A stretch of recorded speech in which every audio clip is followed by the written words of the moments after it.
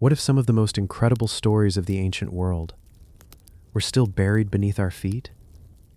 A palace destroyed by fire, a city carved into a mountain, a tomb filled with painted coffins, an ancient port that connected Africa to the world, and objects so strange that archaeologists still debate what they were really meant to do. We're going from the royal palaces of Arslantepe and Katna to the buried cities of Hamukar, Carchemish, and Gordian, from the ancient wine cellar of Irene to the monumental tombs of Hegra. And along the way, we'll uncover forgotten kingdoms, mysterious artifacts, ancient workshops, and cities that vanished beneath the earth. But here's the interesting part. Some of these places were not supposed to be found again. And once we uncover what was left behind, the ancient world starts looking very different. So let's begin. The Lion Hunt Plaque of Nimrud. In the ruins of an ancient Assyrian palace, a tiny piece of carved ivory preserves a scene of extraordinary violence. A lion charges forward. A hunter confronts it, and every movement has been captured in remarkable detail. This is the Lion Hunt Plaque of Nimrud, a small object that opens a window into the world of the Assyrian kings. The plaque comes from Nimrud, an ancient city in northern Iraq that became one of the great capitals of the Neo-Assyrian Empire. The city was filled with palaces, temples, monumental gateways, and rooms decorated with some of the finest art produced in the ancient Near East. But not every masterpiece was carved into a giant stone wall. Some were much smaller, and this ivory plaque is one of them.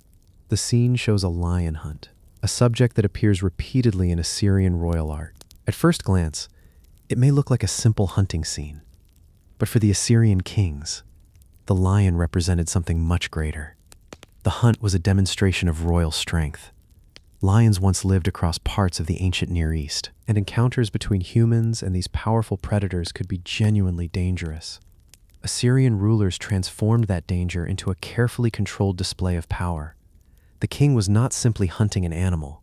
He was demonstrating that even the most dangerous forces of nature could be confronted and defeated. The artists who created these ivory objects worked at a remarkably small scale.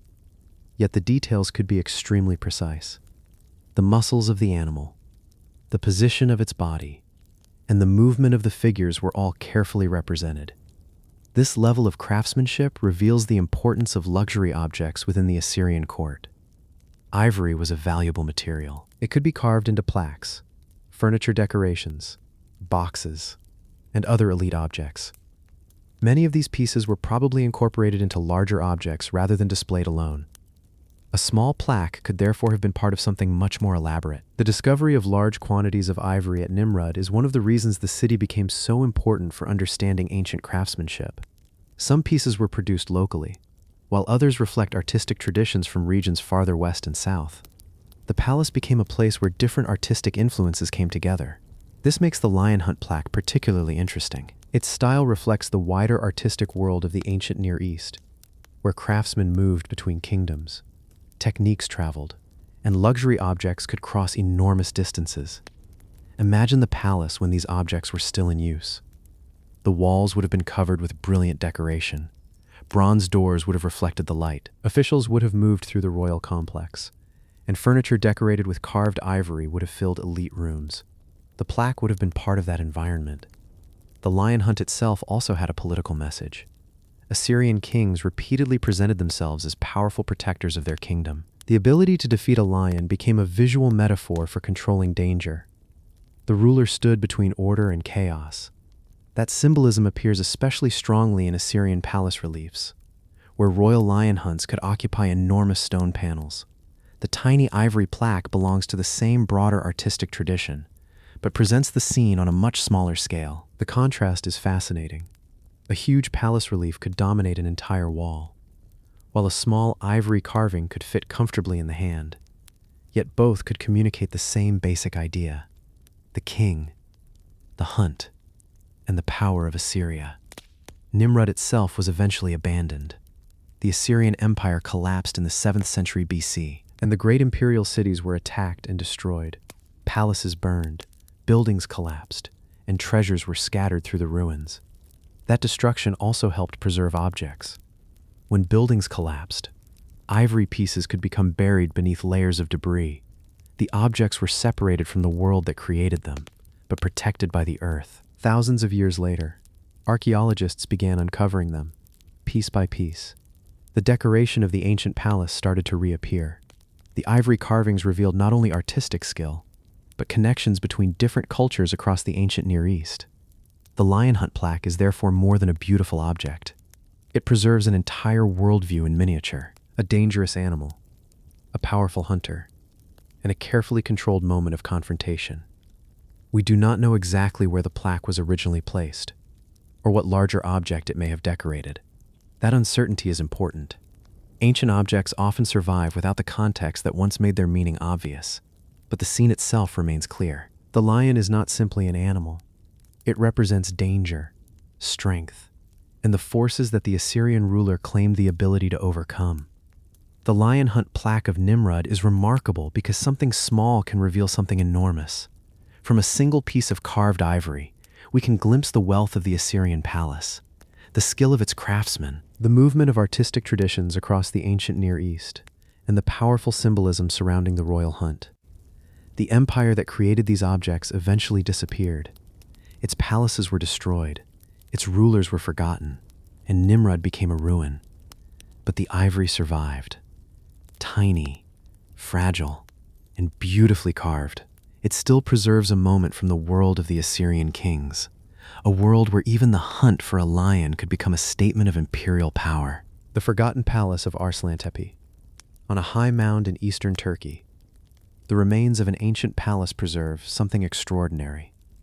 Long before the great empires of the classical world, people here were already building monumental complexes, organizing workers, storing food, recording goods, and creating one of the earliest known palace administrations. This is Arslantepe, a settlement whose buried remains reveal the emergence of centralized power in the ancient Near East. Arslantepe stands near modern Malatya, in a landscape where the Anatolian highlands meet the routes leading toward northern Mesopotamia. The location was important. Fertile land surrounded the settlement, while rivers and natural routes connected it with neighboring regions. People had occupied this mound for thousands of years, but during the late 4th millennium BC, something began to change. The settlement became increasingly complex. Large buildings appeared, specialized spaces developed, and a powerful administrative center began to emerge. At the heart of this transformation was the palace complex. This was not a palace in the later Roman or medieval sense. It was a large administrative and ceremonial complex, where goods were collected, stored, processed, and redistributed. The building itself became an instrument of power.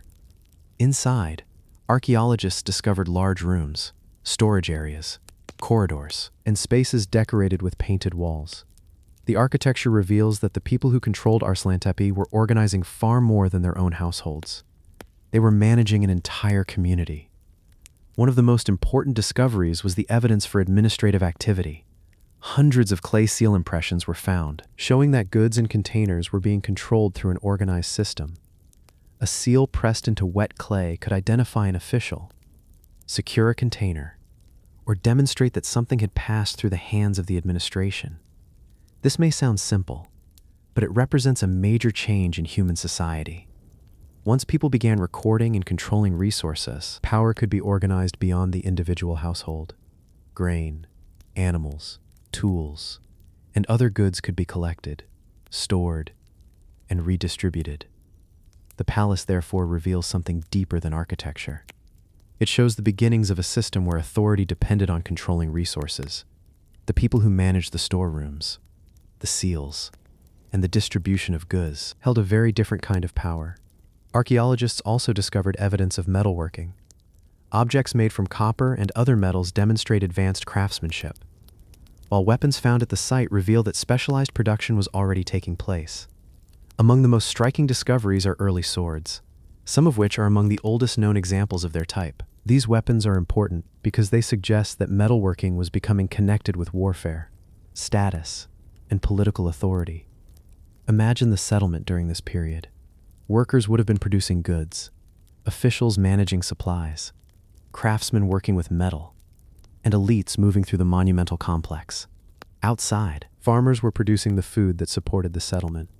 The palace connected all of these activities.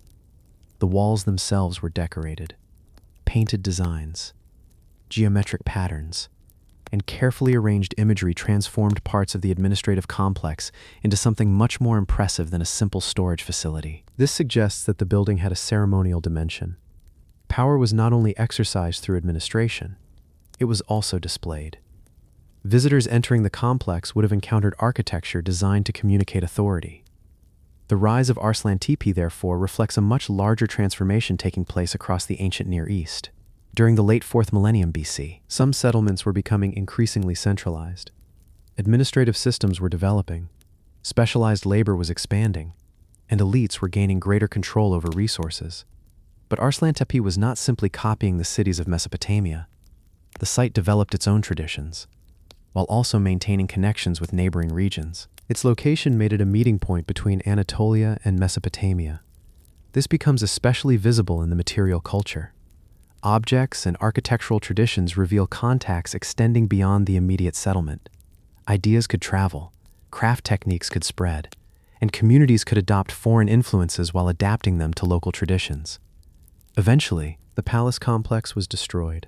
A major fire swept through parts of the settlement, leaving buildings collapsed and objects buried beneath debris. The exact circumstances remain uncertain, but the destruction created an archaeological time capsule. The fire preserved sections of the palace, including floors, walls, and administrative materials. Objects that might otherwise have disappeared were sealed beneath the ruins. Then, the settlement changed. New communities occupied the mound, new buildings appeared, and the political system represented by the palace disappeared. But Arslan Tepe continued to be used for generations. This created layers upon layers of history. One civilization built over another. Older structures were forgotten, and eventually the palace itself became buried beneath the mound. For thousands of years, the remains remained hidden. The people who created the palace disappeared. Their administrative system vanished, and the painted walls slowly became part of the earth. Modern excavations finally revealed the complex. Archaeologists uncovered the rooms, the seal impressions, the weapons, the painted decoration, and the evidence of centralized administration. Together, these discoveries transformed our understanding of early complex societies. Arslan Tepe demonstrates that centralized political authority was developing in Anatolia at a remarkably early date, long before classical kingdoms, long before Rome, and long before the great medieval capitals. People here were already creating systems for managing resources and organizing power, and that is what makes the palace so important. It was not simply a grand residence. It was a machine for administration. The building brought together food, craft production, storage, record-keeping, ceremony, and political authority. The world's oldest winery of Arini. Deep inside a limestone cave in southern Armenia, archaeologists discovered something unexpected. Not a temple, not a tomb, but an ancient winemaking complex. A wine press, fermentation vessels, storage jars, and grape seeds preserved inside a cave that had been sealed for thousands of years. This is Arini 1, a prehistoric winery that provides remarkable evidence for some of the earliest known organized wine production. The cave lies near the village of Arini, in a landscape of rocky mountains and dry valleys.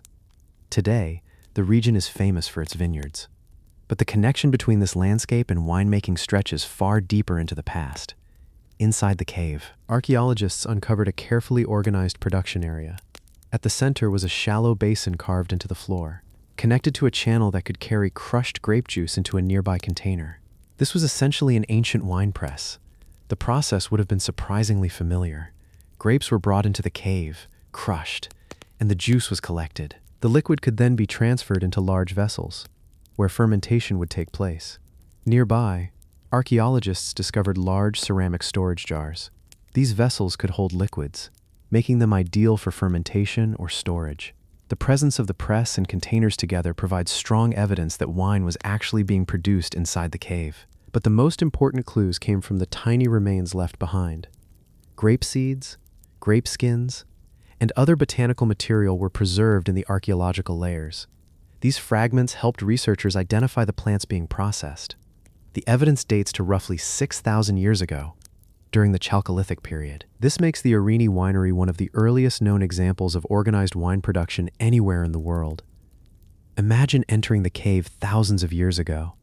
The air would have been cool, the walls would have surrounded workers, and the floor would have been covered with the remains of grapes being processed. Large vessels would have stood nearby, waiting for the fermented wine. The cave environment was particularly useful. The relatively stable conditions underground could help protect stored products from the extreme temperatures of the surrounding landscape.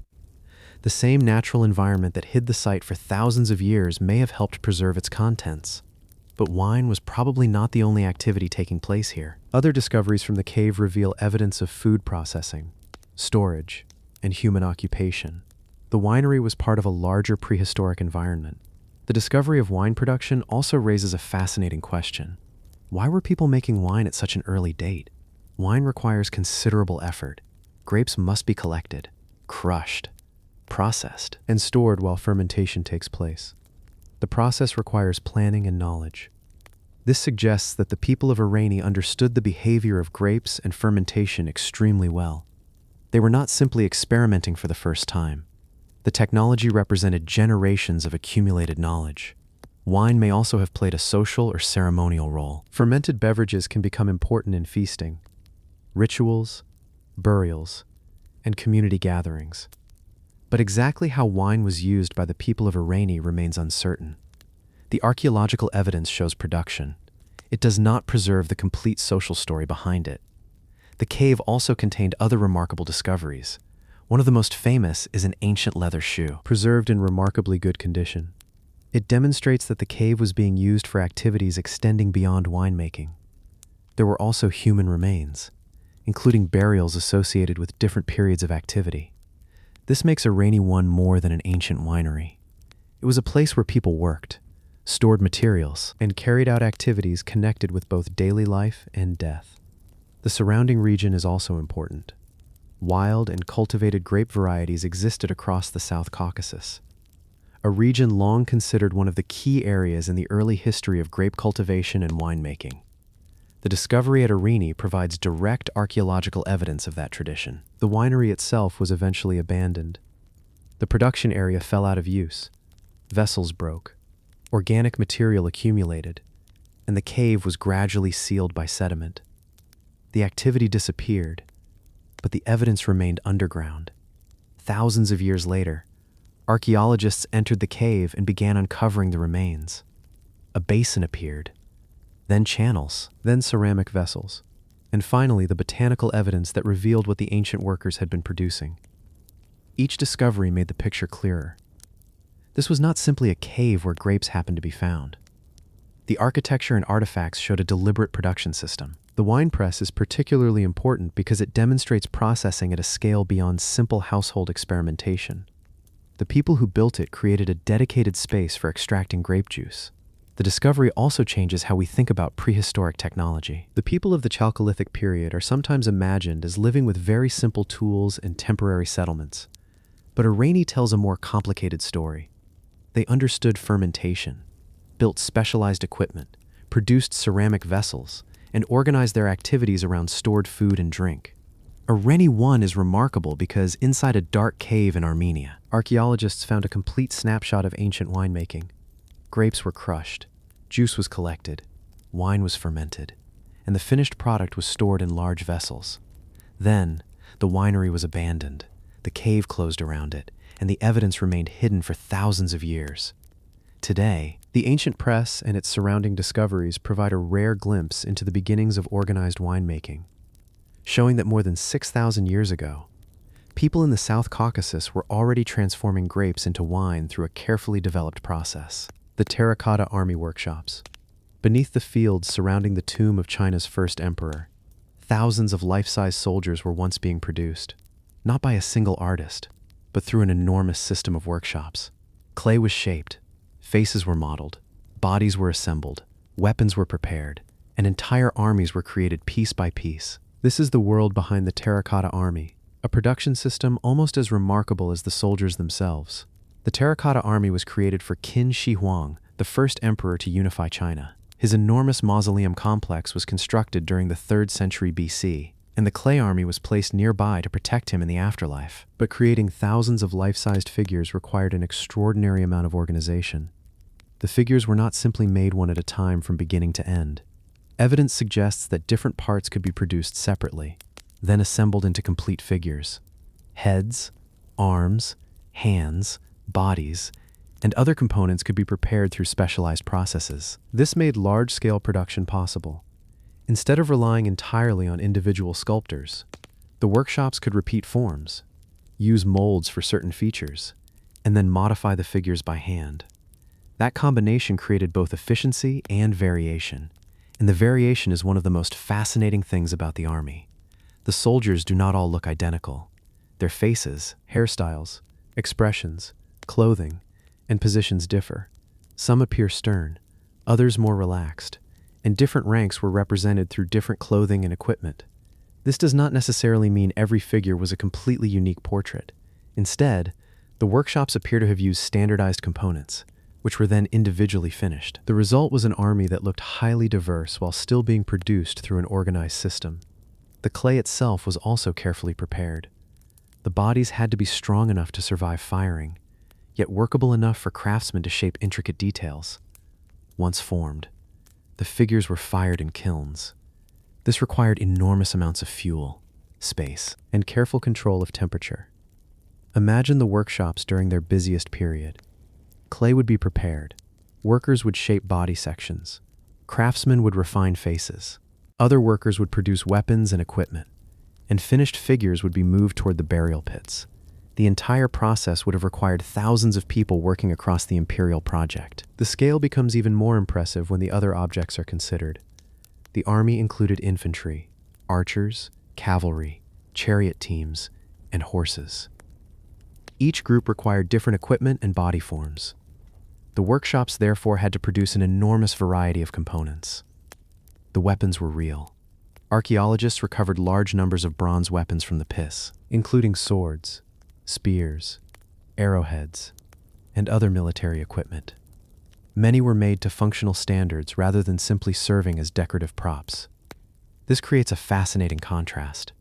The soldiers were made from clay, but the weapons surrounding them were made from bronze. The tomb complex therefore contained a carefully constructed representation of a real imperial military force.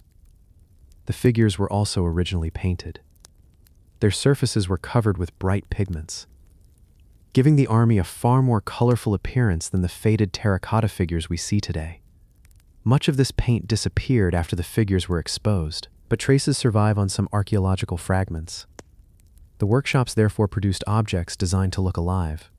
The soldiers were given clothing, hair, facial features, weapons, and color. The intention was not simply to fill the tomb with statues. It was to create an enormous imperial army. The organization required to accomplish this reveals something about the Qin state itself.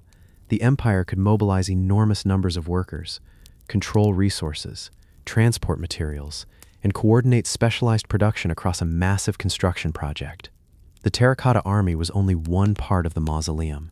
The entire complex extended over a huge area, with burial structures, pits, buildings, and other features associated with the emperor's tomb. The army occupied only a portion of this enormous landscape. And yet, the workshops remain especially fascinating because they reveal the people behind the monument. The emperor is remembered, but thousands of craftsmen and laborers actually produced the figures. Their individual names are mostly lost, while their work survived. Marks found on some objects and components provide clues about production. Certain inscriptions or workshop marks may relate to craftsmen, supervisors, or production groups. These details allow archaeologists to investigate how the enormous manufacturing system was organized. The workshops also demonstrate an early form of mass production. Standardization was essential. If every component had to be designed completely from the beginning, the project would have taken even longer. Instead, repeated forms could be produced, then adjusted and refined. This approach created an interesting balance. The army was standardized enough to be produced on a huge scale, but varied enough to appear like a real military force. Eventually, the Qin dynasty collapsed. The emperor's enormous project was no longer maintained. Some of the pits were damaged, parts of the army were destroyed, and fires may have contributed to the collapse of structures above the figures. The terracotta soldiers remained buried for more than 2,000 years. The workshops disappeared, the pits filled with earth, and the army slowly became forgotten beneath the landscape. Then archaeologists uncovered the figures. One soldier appeared, then another, and eventually an entire underground army emerged. The discovery revealed not only the soldiers, but the extraordinary manufacturing system behind them. Today, the Terracotta Army is one of the most famous archaeological discoveries in the world. But its greatest mystery may not be the soldiers themselves. It may be the enormous industrial organization that created them. The jade burial suits of Han China. Deep inside the tombs of ancient China, archaeologists discovered something that sounds almost impossible. Human bodies covered piece by piece in thousands of tiny slabs of jade, each one carefully cut, polished, and connected together to form an entire suit. These were the jade burial suits of Han China, elaborate funerary garments created for members of the Han imperial elite. During the Han dynasty, jade held a special place in Chinese culture. It was valued not only for its beauty, but also for qualities people associated with purity, durability, and protection. For the highest-ranking members of society, jade could become part of the burial itself. The idea was extraordinary. Instead of wrapping the dead in ordinary cloth, craftsmen created a protective covering made from hundreds or even thousands of individual jade pieces. The pieces could be rectangular, square, or specially shaped for different parts of the body. The pieces were drilled with tiny holes, then connected using thread or wire. Different materials could indicate the status of the person inside. For members of the imperial family and highest-ranking nobles, gold wire could be used. Lower ranks could have suits assembled with silver or copper wire. The construction required enormous skill. Every part of the body had to be covered, from the head, across the chest, down the arms and legs, and around the feet. The jade pieces had to fit together closely enough to create the shape of a human body. Imagine the workshop responsible for creating one. Jade would first have to be selected and prepared, then cut into hundreds of individual pieces. Each piece needed to be shaped, smoothed, and drilled. Only after all of this could craftsmen begin assembling the suit. The amount of labor involved was enormous. A single burial suit could contain thousands of jade pieces. Creating one would have required highly specialized craftsmen, access to valuable raw materials, and enormous amounts of time. But why jade? The answer lies partly in the beliefs surrounding death. Jade was associated with qualities that could transcend ordinary human life. Its resistance to decay made it an appealing material for funerary use.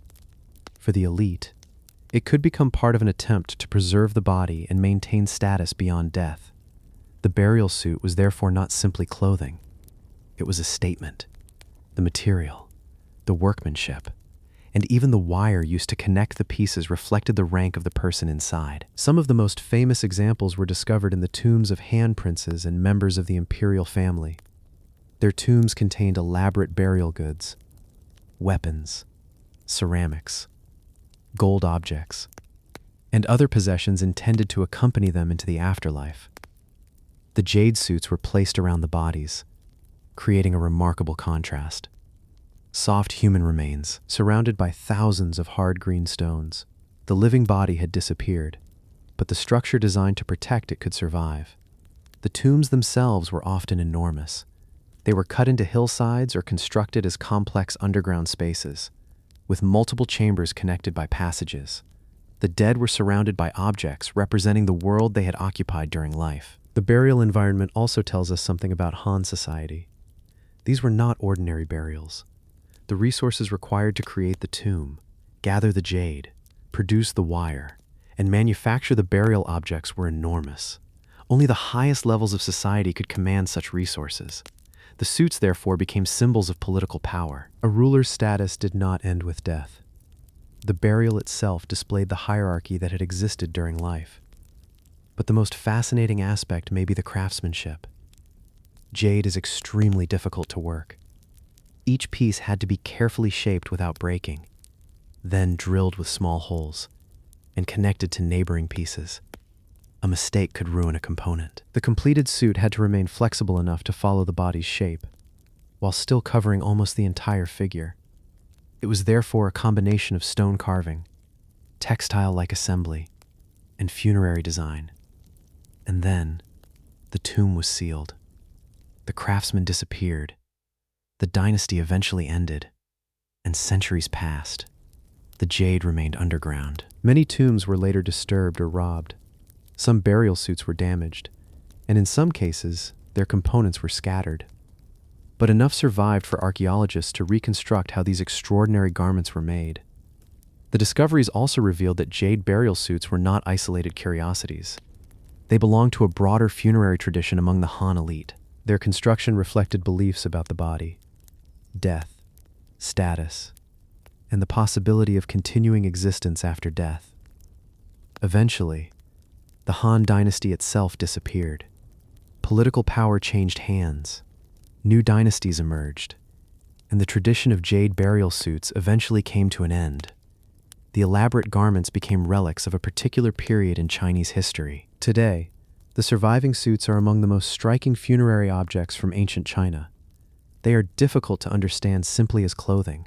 They were monuments in their own right, created to surround the dead with one of the most precious materials available. The jade burial suits of Han China are remarkable because they reveal how far ancient people were willing to go to protect the bodies and status of their rulers after death.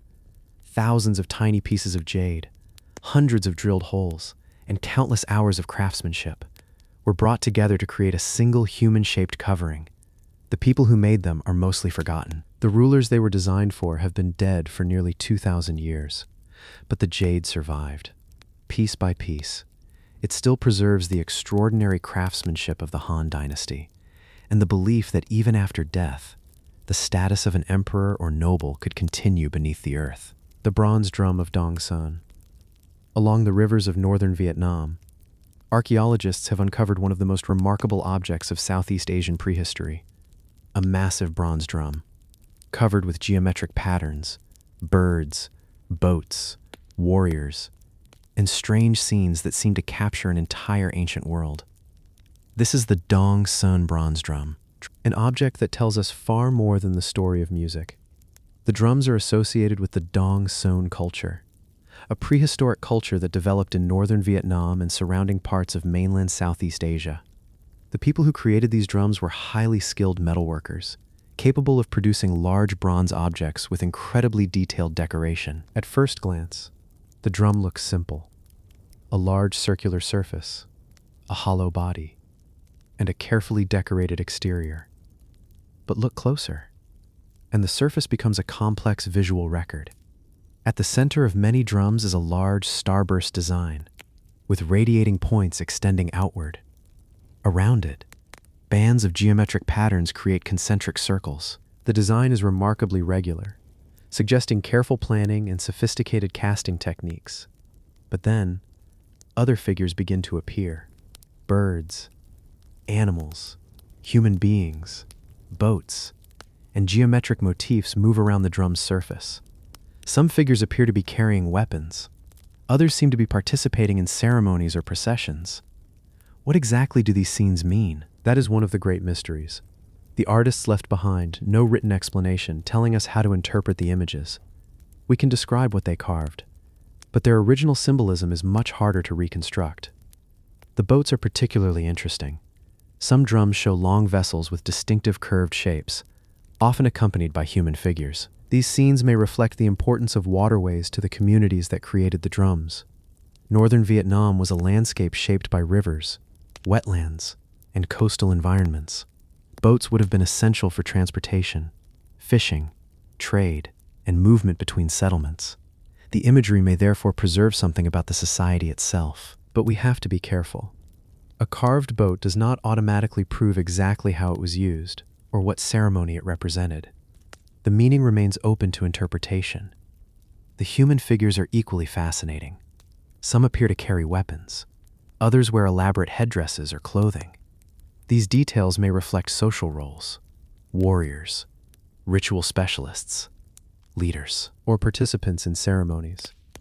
The drums themselves were also important objects. They were not everyday household items.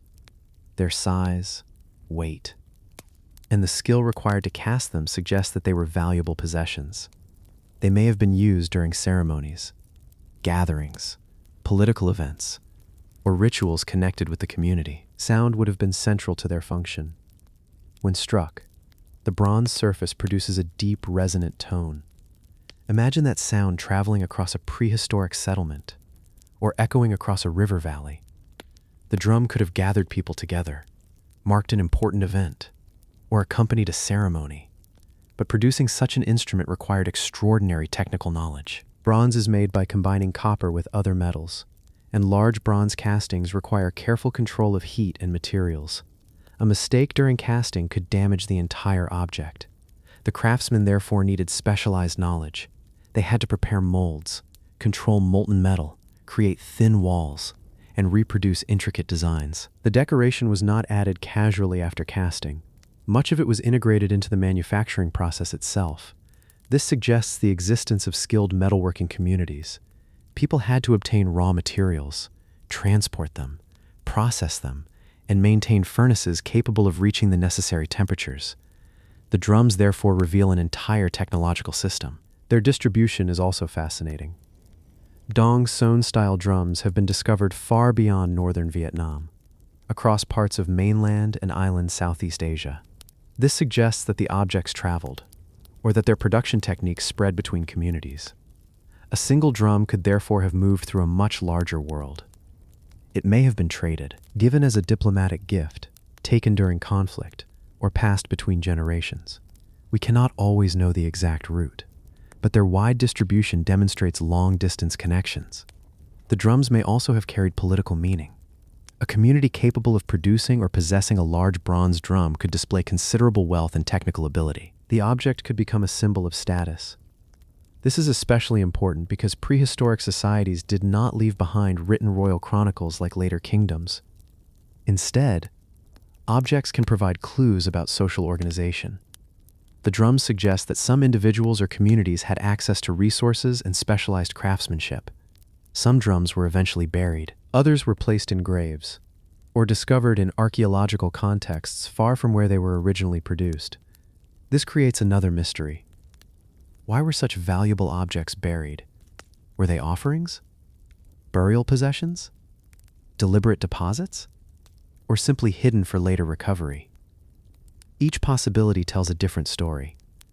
But without written records, archaeologists have to reconstruct the meaning from context. The Dongson culture eventually changed, as new political and cultural forces emerged across the region. But the bronze drum tradition left a lasting legacy. Similar drums continued to be valued and exchanged across Southeast Asia. Today, the drums are among the most recognizable objects of Southeast Asian archaeology. Their designs remain visually striking, even after more than 2,000 years.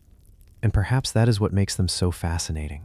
A single bronze surface can preserve architecture, boats, people, animals, weapons, and symbols, all arranged into a carefully planned design. The giant Sphinx of Tanis. In the ruins of an ancient Egyptian city, a colossal stone creature lies among the remains of temples and monuments. The body is that of a lion. The head belongs to a ruler, and the face was carved from a single enormous block of stone. This is the giant Sphinx of Tanis, a monument that survived the rise and fall of multiple Egyptian kingdoms. The Sphinx was discovered at Tanis, an ancient city in the northeastern Nile Delta. Tanis became one of the most important centers of Egypt during the later periods of its history. But the monuments found there often tell a more complicated story. Some were created centuries before Tanis itself became a major royal center. The Sphinx is enormous. Its body stretches forward like a resting lion, while its human head rises above the paws. This combination was not accidental. In ancient Egyptian symbolism, the lion represented strength and power, while the human head connected the creature with kingship. Sphinxes therefore created a powerful image. The ruler was represented as strong as a lion, capable of protecting sacred places and dominating the surrounding landscape. But the identity of the ruler represented by the Tanis Sphinx is not completely straightforward. The monument does not provide a simple modern identification. Features and inscriptions have been associated with different pharaohs, and parts of the sculpture appear to have been altered or reused. This is one of the most fascinating aspects of Egyptian monuments. A statue could survive long after the ruler who originally commissioned it had disappeared. Later kings could move it, reinscribe it, or incorporated into a completely different temple complex. The Tanis Sphinx appears to have experienced exactly this kind of complicated history. Its original location and date remain subjects of archaeological study, while later rulers may have adapted the monument for their own purposes. Imagine the Sphinx when it was part of an active temple landscape. It would not have been sitting alone among ruins. It would have been surrounded by temples, columns, processional routes, priests, offerings, and crowds participating in religious ceremonies. Tanis itself became an important royal center during the Third Intermediate Period, particularly under the rulers of the 21st and 22nd dynasties. The city contained enormous temples dedicated to major Egyptian gods and became closely connected with royal power. The surrounding monuments were constructed from materials brought from different parts of Egypt. Some blocks were reused from older sites, meaning that Tanis became something of an archaeological patchwork. Ancient monuments were dismantled, transported, and reconstructed within the new royal center. This practice makes the city's archaeology especially challenging. A stone found at Tanis does not necessarily mean it was originally carved there.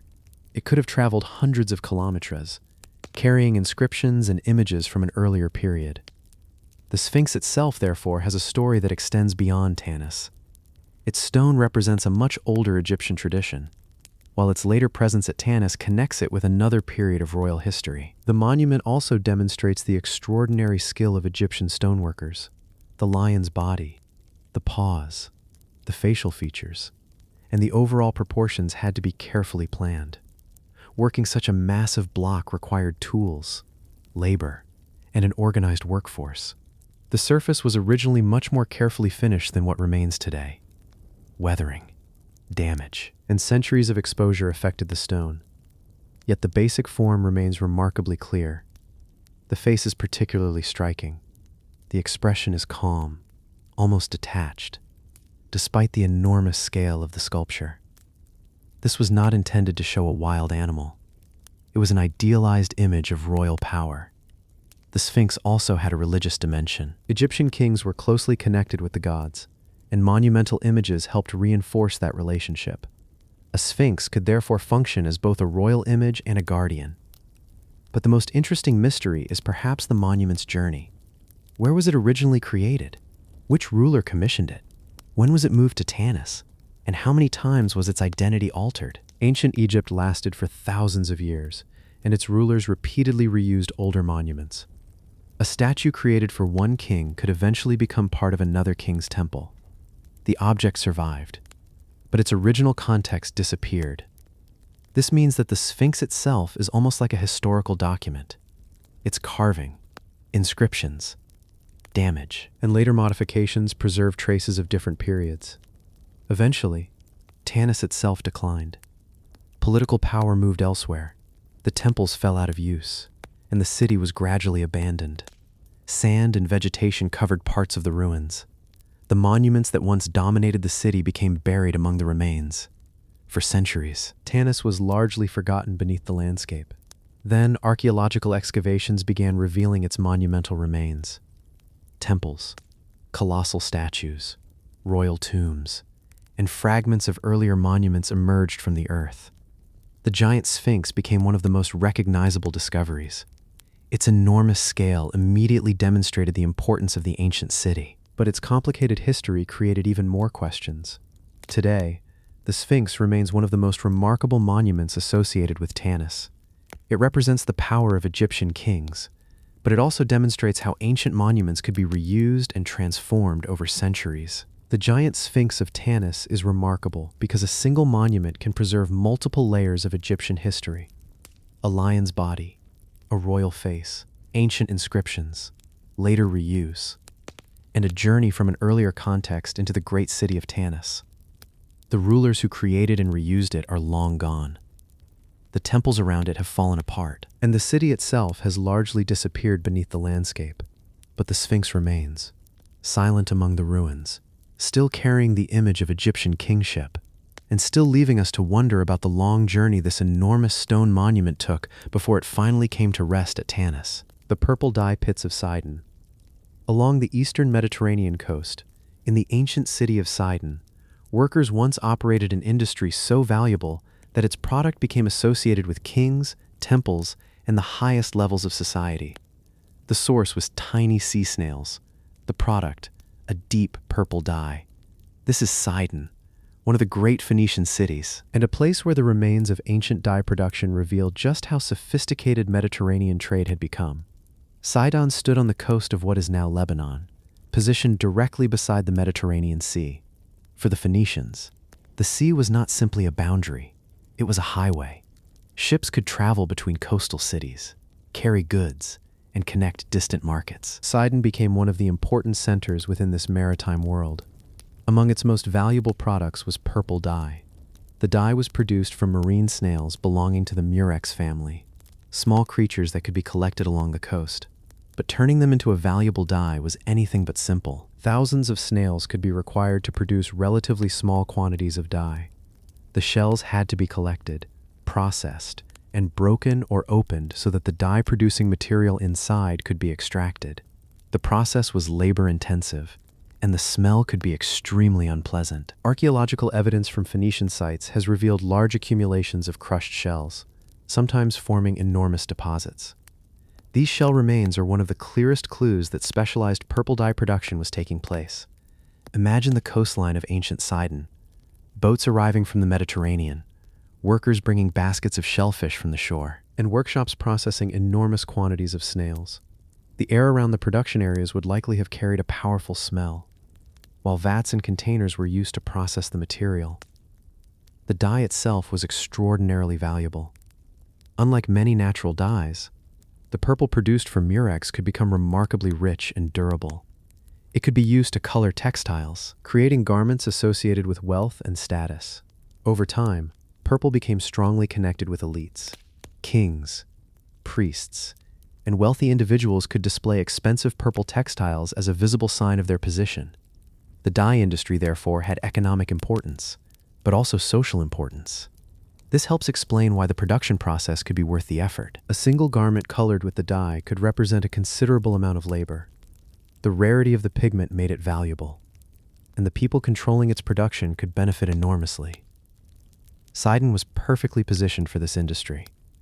The city had access to the Mediterranean, coastal marine resources, skilled craftsmen, and maritime trade routes. The sea provided both the raw material and the transportation network. The Phoenicians became famous throughout the ancient Mediterranean for their maritime activities. Their ships traveled widely, connecting ports across the eastern and central Mediterranean. Sidon's products could therefore reach markets far beyond Lebanon. Purple textiles were only one part of this wider commercial world. Phoenician cities also participated in the production and exchange of glass, metalwork, ceramics, timber, and other goods. Sidon was part of a network rather than an isolated city. But the purple dye industry reveals something particularly interesting. It shows how ancient technology could depend on an intimate understanding of nature. Workers knew which marine animals could produce the dye, how to process them, and how to transform an unpleasant biological substance into a luxury product.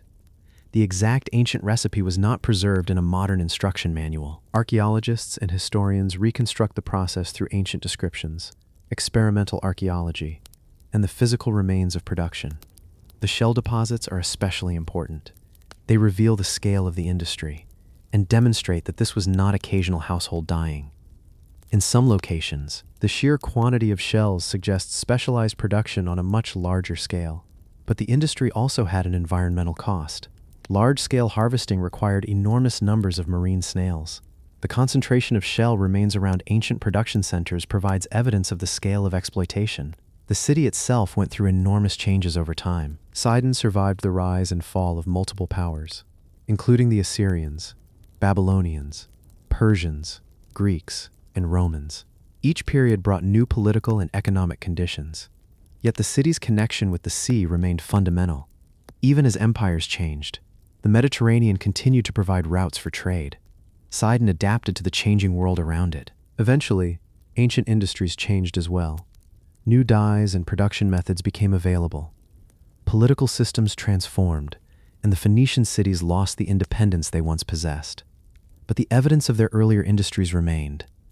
Today, archaeological remains around Sidon help reveal the complexity of ancient Phoenician life. The city was not simply a place of merchants and sailors. Behind the ships and trade networks were workers, craftsmen, fishermen, dyers, and entire communities supporting specialized industries.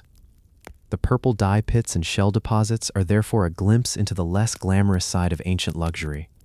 Before a royal garment could display its famous purple color, thousands of small sea creatures had to be collected and processed. Workers endured the difficult production, craftsmen controlled the dye, and merchants carried the finished textiles across the Mediterranean. The purple dye pits of Sidon are remarkable because they reveal how something as simple as a sea snail could become the foundation of a major luxury industry. The Phoenicians transformed marine resources into one of the ancient world's most prestigious colors, and Sidon's position on the Mediterranean allowed that product to travel far beyond the city itself. The kings who wore the finished textiles are long gone. The workshops have disappeared, and the ancient coastline has changed. But beneath the ruins, the shells remain. Thousands upon thousands of them. Quiet evidence of an industry that turned tiny creatures from the Mediterranean into one of the most famous colors of the ancient world. The stone coffins of Tarquinia. On a quiet hill in central Italy, beneath the grass and earth, hundreds of underground chambers preserve the remains of a civilization that disappeared more than 2,000 years ago. Painted walls, stone sarcophagi, carved figures, and tombs designed to look like houses for the dead. This is Tarquinia, one of the most important surviving landscapes of the ancient Etruscans. Tarquinia was one of the major cities of Etruria, a civilization that flourished in central Italy long before Rome became the dominant power of the peninsula. The city stood on a plateau overlooking the surrounding landscape, but its most remarkable remains are found below ground. Outside the ancient settlement lies a vast necropolis, a city of the dead. Thousands of tombs were carved into the earth, many containing multiple burial chambers. From the surface, they can look like simple mounds, but beneath them, entire rooms were hidden. These were not ordinary graves. Many Etruscan tombs were designed as underground versions of houses. They contained doorways, rooms, benches, and architectural details that imitate the spaces where the living once spent their lives. The idea is fascinating. The dead were not simply placed into holes in the ground. They were given an environment, a house beneath the earth, a place where the deceased could continue their existence in another form. Some of the most remarkable objects found inside these tombs are the stone sarcophagi, large carved coffins, often decorated with images of the deceased. Some show men and women reclining, almost as if they are participating in a banquet. The imagery gives us an unusual glimpse into Etruscan ideas about death. The deceased are not always shown as helpless or mournful. Instead, they can appear relaxed, dignified, and surrounded by the symbols of their social status. In some cases, the lids of the sarcophagi feature sculpted human figures. The face, clothing, hair, and posture were carefully represented. These were not simply containers for bones. They were monuments to individual identity. The tomb walls could be equally impressive. Many chambers were decorated with paintings, showing musicians, dancers, animals, banquets, games, and mythological scenes. These paintings transformed underground burial chambers into colorful spaces. The darkness of the tomb would have contrasted sharply with the bright imagery covering the walls. Imagine entering one of these chambers shortly after it was sealed. Oil lamps would illuminate the painted walls. A stone sarcophagus would occupy the room, and images of musicians and banquets would surround the deceased. The tomb would have been both a burial place and a carefully constructed representation of life. The paintings also reveal something about Etruscan society.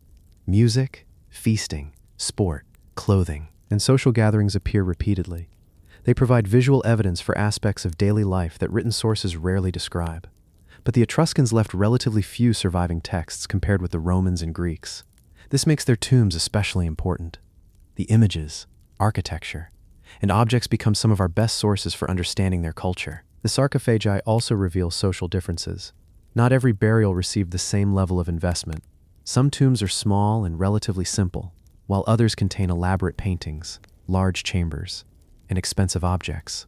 This suggests a society with clear differences in wealth and status. The most impressive tombs belong to powerful families and elites, people who could command the labor and resources required to construct elaborate underground monuments.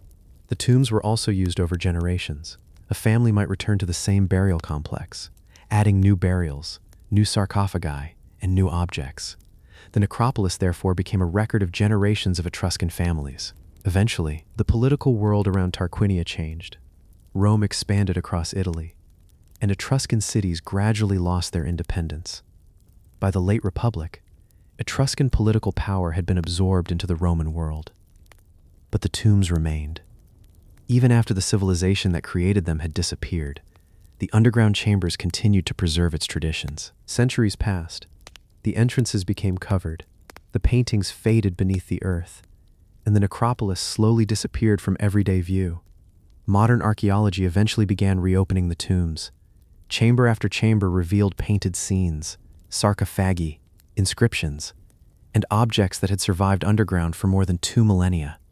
The preservation is remarkable. The enclosed environment protected many paintings from weather, while the stone sarcophagi remained in place. Together, they create one of the clearest surviving records of Etruscan funerary culture. But the tombs still leave questions. What exactly did the paintings mean to the people who created them? How did families choose which scenes to place around their dead? And how did Etruscan beliefs about the afterlife change over the centuries? The archaeological evidence can provide clues, but not every meaning can be recovered.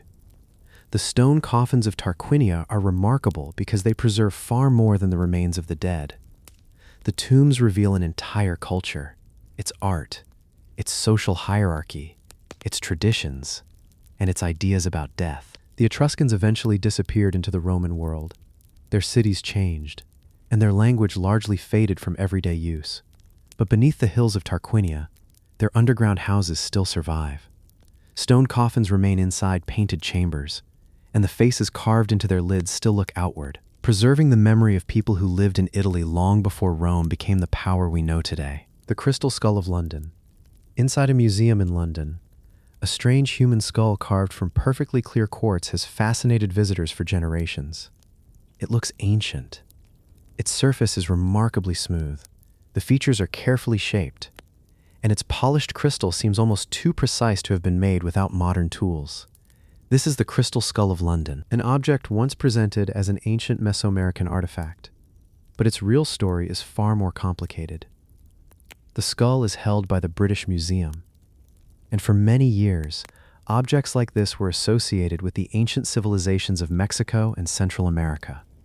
The idea was irresistible: a mysterious crystal skull, an ancient civilization, and a connection to lost knowledge. But archaeology tells a much less comfortable story. The skull was presented as an Aztec object, and its appearance certainly helped create that impression. The shape resembles a human skull, while its polished surface gives it an unusual and almost supernatural appearance. But appearance alone cannot establish its age. The most important question is simple: when was it actually made? And this is where the mystery begins to fall apart. Scientific examination of the British Museum skull found evidence suggesting that it was not an ancient Aztec carving. Microscopic examination revealed tool marks inconsistent with the technology expected from pre-Columbian Mesoamerica. The skull appears to have been worked using relatively modern lapidary techniques. That discovery changed the story completely. Instead of being evidence of an ancient civilization capable of carving quartz with mysterious technology, the skull appears to be a much more recent creation. But if it was not ancient, where did it come from? The history of the object is surprisingly unclear. Its exact origins became tangled with the 19th century European fascination with ancient Mexico. During this period, European collectors were aggressively searching for exotic artifacts from around the world. Mesoamerican objects became highly desirable. Collectors wanted sculptures, masks, ceramics, and anything that appeared to represent the civilizations Europeans were only beginning to understand. A crystal skull fitted perfectly into that world. It looked mysterious, ancient, and unmistakably exotic. An object like this could become extremely valuable if it were believed to have come from an ancient Mexican civilization. The problem is that there is no secure archaeological excavation record connecting the skull to an ancient Aztec site. There is no reliable context showing where it was originally discovered. And without archaeological context, dating an artifact becomes much more difficult. This is one of the most important lessons in archaeology. An object is not automatically ancient because it looks ancient. Its history matters. Where was it found?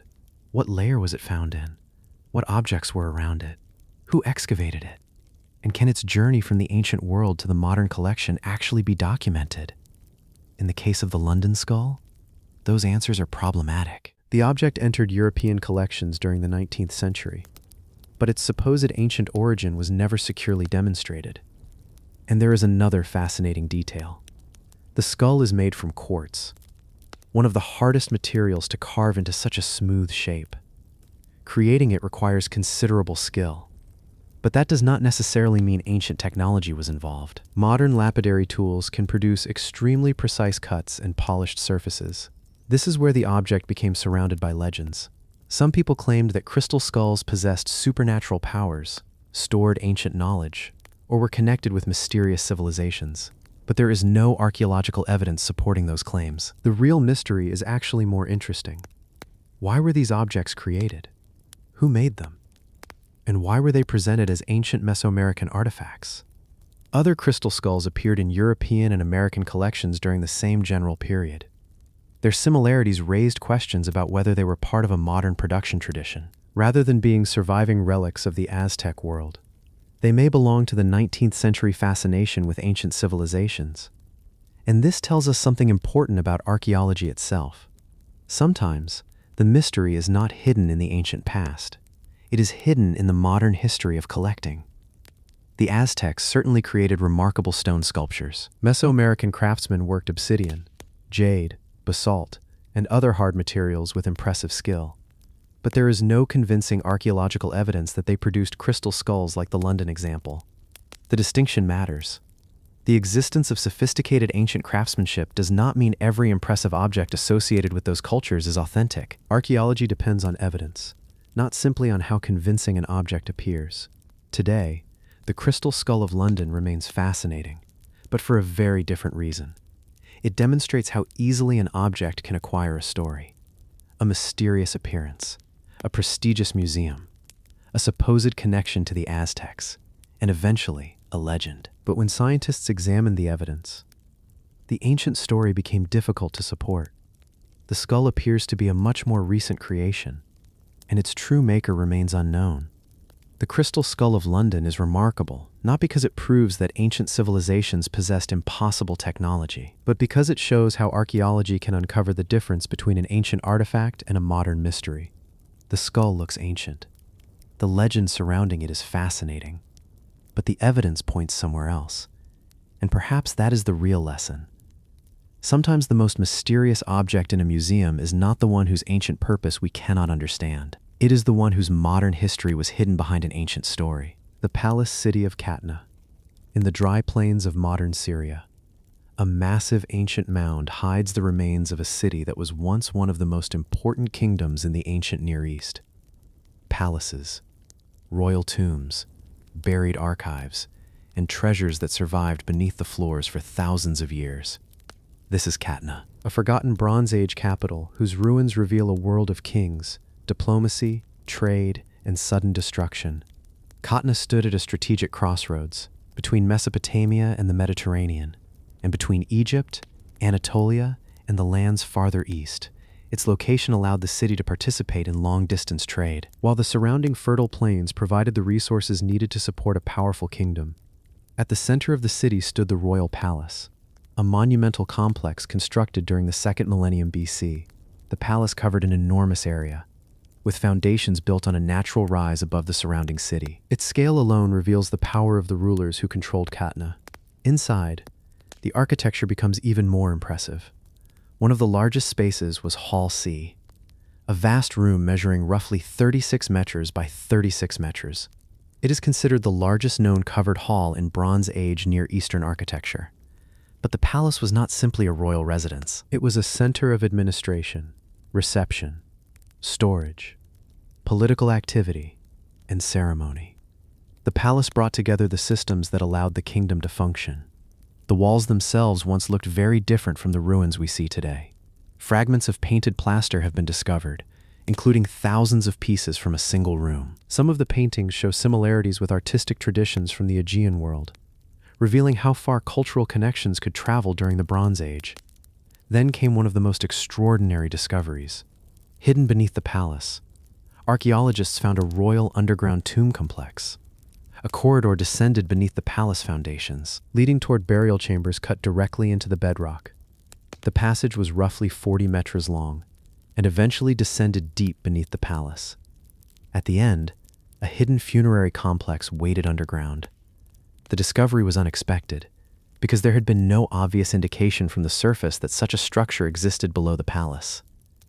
Inside, archaeologists found evidence of generations of royal burials. Human remains, offering vessels, jewelry, gold objects, and imported luxury goods were recovered from the underground chambers. The tomb had been used for centuries, making it a place where successive generations of the royal family could be commemorated. But perhaps the most fascinating discoveries came from the palace itself. Archaeologists uncovered an archive containing cuneiform tablets, including diplomatic correspondence connected with King Idanda of Katna. These were not myths written long after the kingdom disappeared. They were records created by people living through the final period of the kingdom. Some tablets contained messages from other rulers, and one preserved a warning from a Hittite military commander. The message essentially tells the king to prepare for war. Suddenly, the palace archive stops feeling like a collection of ancient objects. It becomes a record of people who knew that danger was approaching. Then, Katna's world came to an end. The city was violently destroyed around the middle of the 14th century BC, and the palace was burned. The destruction changed everything. But the fire also created an unexpected archaeological time capsule. Clay tablets were fired again by the intense heat, helping preserve them. Rooms collapsed, objects were buried, and parts of the palace were sealed beneath layers of destruction. For thousands of years, the palace disappeared beneath the mound. The kingdom was forgotten, its rulers vanished, and the city became another hill in the Syrian landscape. Then archaeology began opening the site again. Room by room, wall by wall, the royal palace started to reappear. And beneath its foundations, the hidden tombs revealed another side of Katna's history. The discoveries show that Katna was not an isolated kingdom. Luxury objects from distant regions, foreign artistic influences, and diplomatic correspondence reveal a city deeply connected to the wider Bronze Age world. It was a place where merchants traveled. Kings exchanged messages, craftsmen produced luxury objects, and royal families maintained traditions across generations. But it was also a place surrounded by powerful neighbors, and those political relationships could change very quickly. Katna is remarkable because its ruins preserve both sides of an ancient kingdom's story.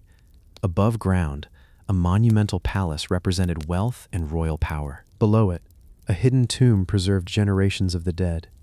And inside the palace, clay tablets recorded the political world of the living. Then, the city burned, the kingdom disappeared, and the palace fell silent. But beneath the ruins, its archives and royal tombs survived. Today, they allow us to look into the final days of a Bronze Age Syrian capital, a city that once stood at the crossroads of the ancient Near East, and whose buried palace still preserves the voices of the people who lived there. The ancient city of Hamukar, in northeastern Syria, beneath a massive mound near the ancient roots of Mesopotamia. The remains of a city reveal a story that once challenged the traditional idea of where urban civilization began. Walls, houses, workshops, administrative objects, and thousands of fragments from a settlement that grew to almost 100 hectares. This is Hamukar, one of the largest early urban settlements discovered in northern Mesopotamia. Hamukar lies near the modern Syrian-Iraqi border, on an ancient route connecting northern Syria with Mesopotamia. That location was extremely important. People could move between the regions. Goods could travel along the same routes, and communities could exchange materials and ideas across enormous distances. The settlement has an unusually long history.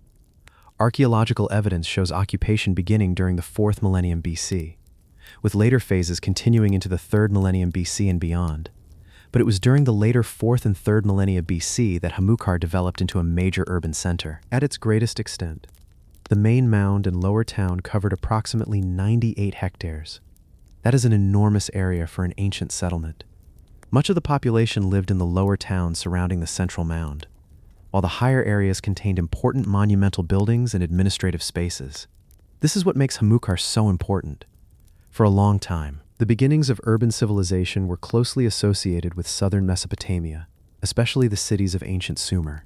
But Hamukar provided evidence that substantial urban communities were developing in northern Mesopotamia as well, and some of that development was happening surprisingly early. Imagine the city during its period of prosperity. The lower town would have been filled with houses, workshops, storage areas, animals, and people moving through narrow streets. Above them, larger buildings would have dominated the mound.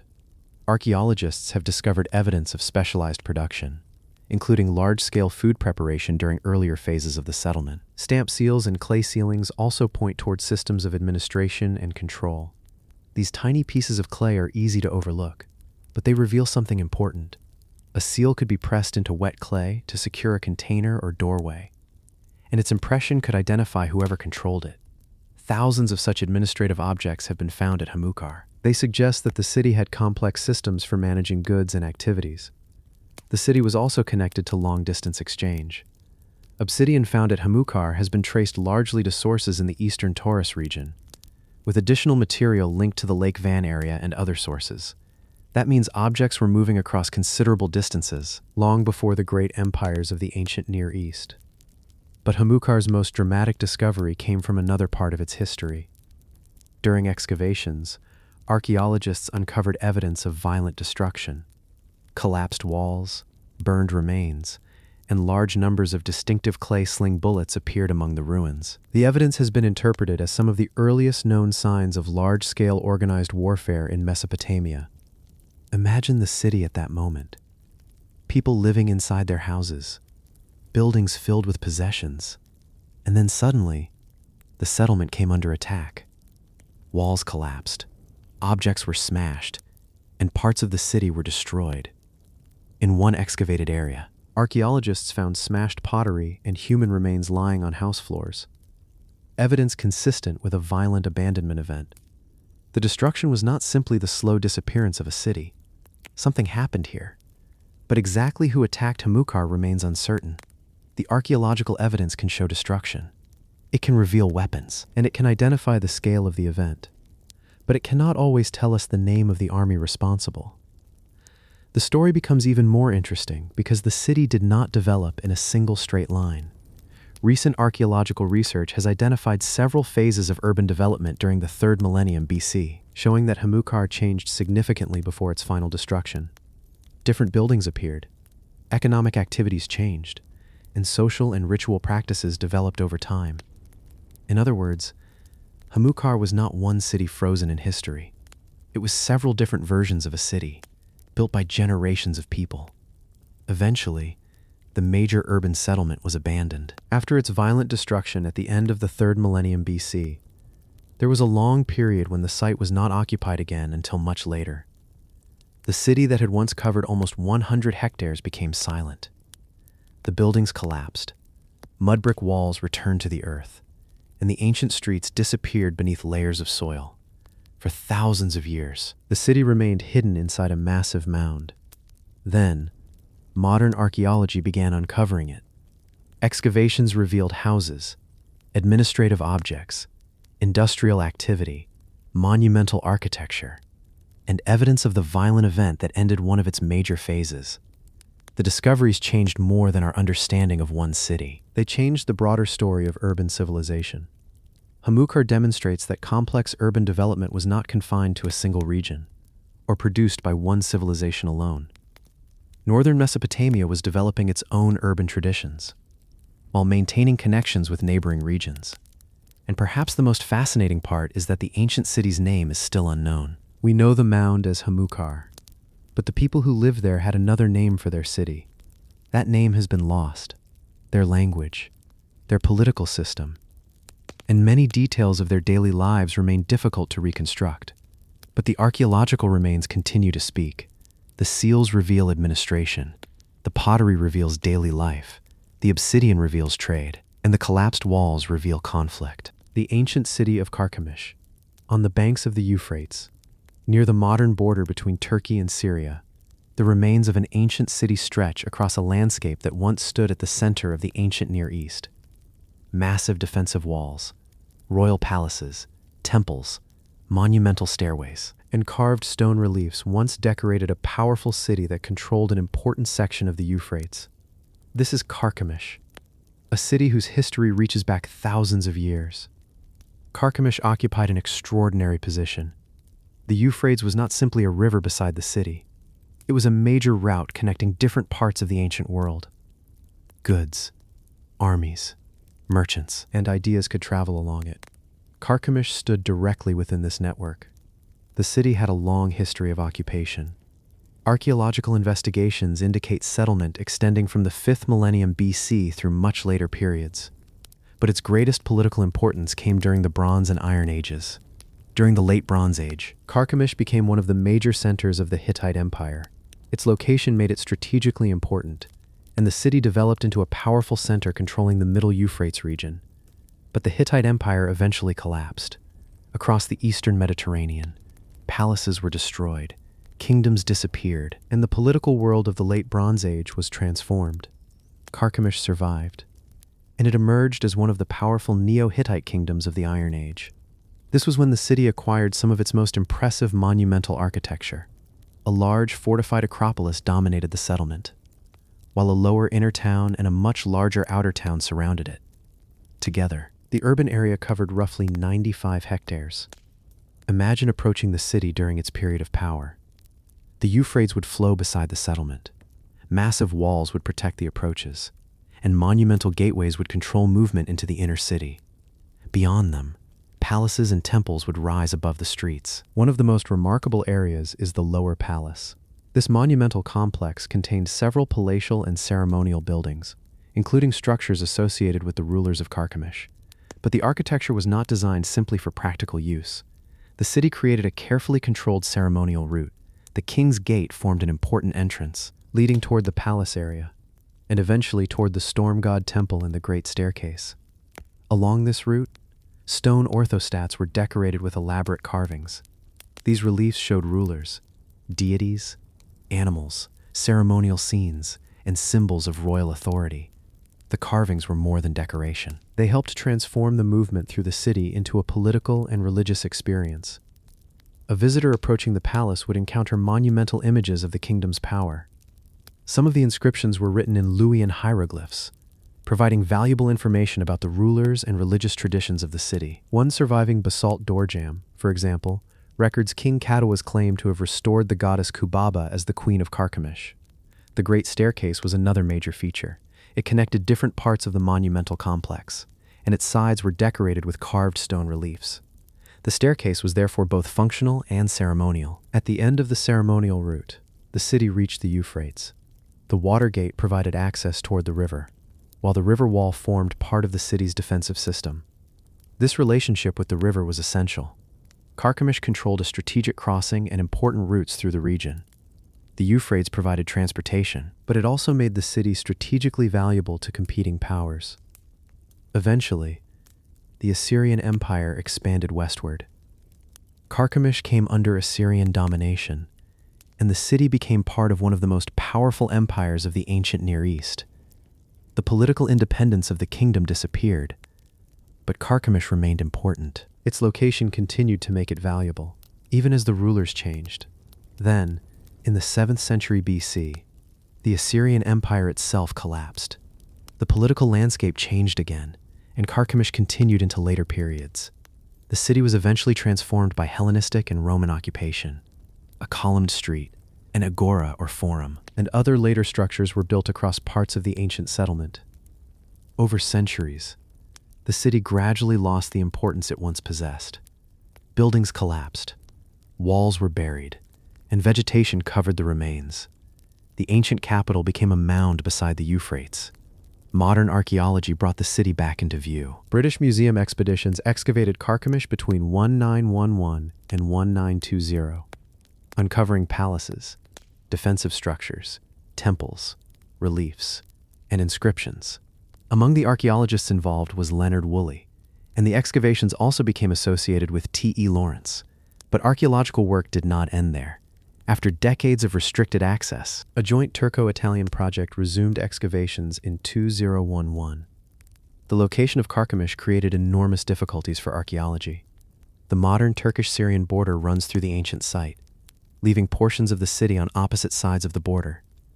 This means that the ancient city itself is divided by a modern political boundary, even though its original inhabitants would never have known such a border existed. And yet, the ruins still preserve the outline of the ancient city. The Acropolis, the inner town, the outer town, the palace, the temples, and the defensive walls can be studied together. Carchemish is remarkable because its history follows the rise and fall of some of the greatest powers of the ancient Near East. It stood beside the Euphrates, became a major Hittite center, survived the collapse of the Bronze Age world, rose again as a Neo-Hittite kingdom, and was eventually absorbed into the Assyrian Empire. Its kings disappeared, its palaces collapsed, and its streets became buried. But the carved stones survived.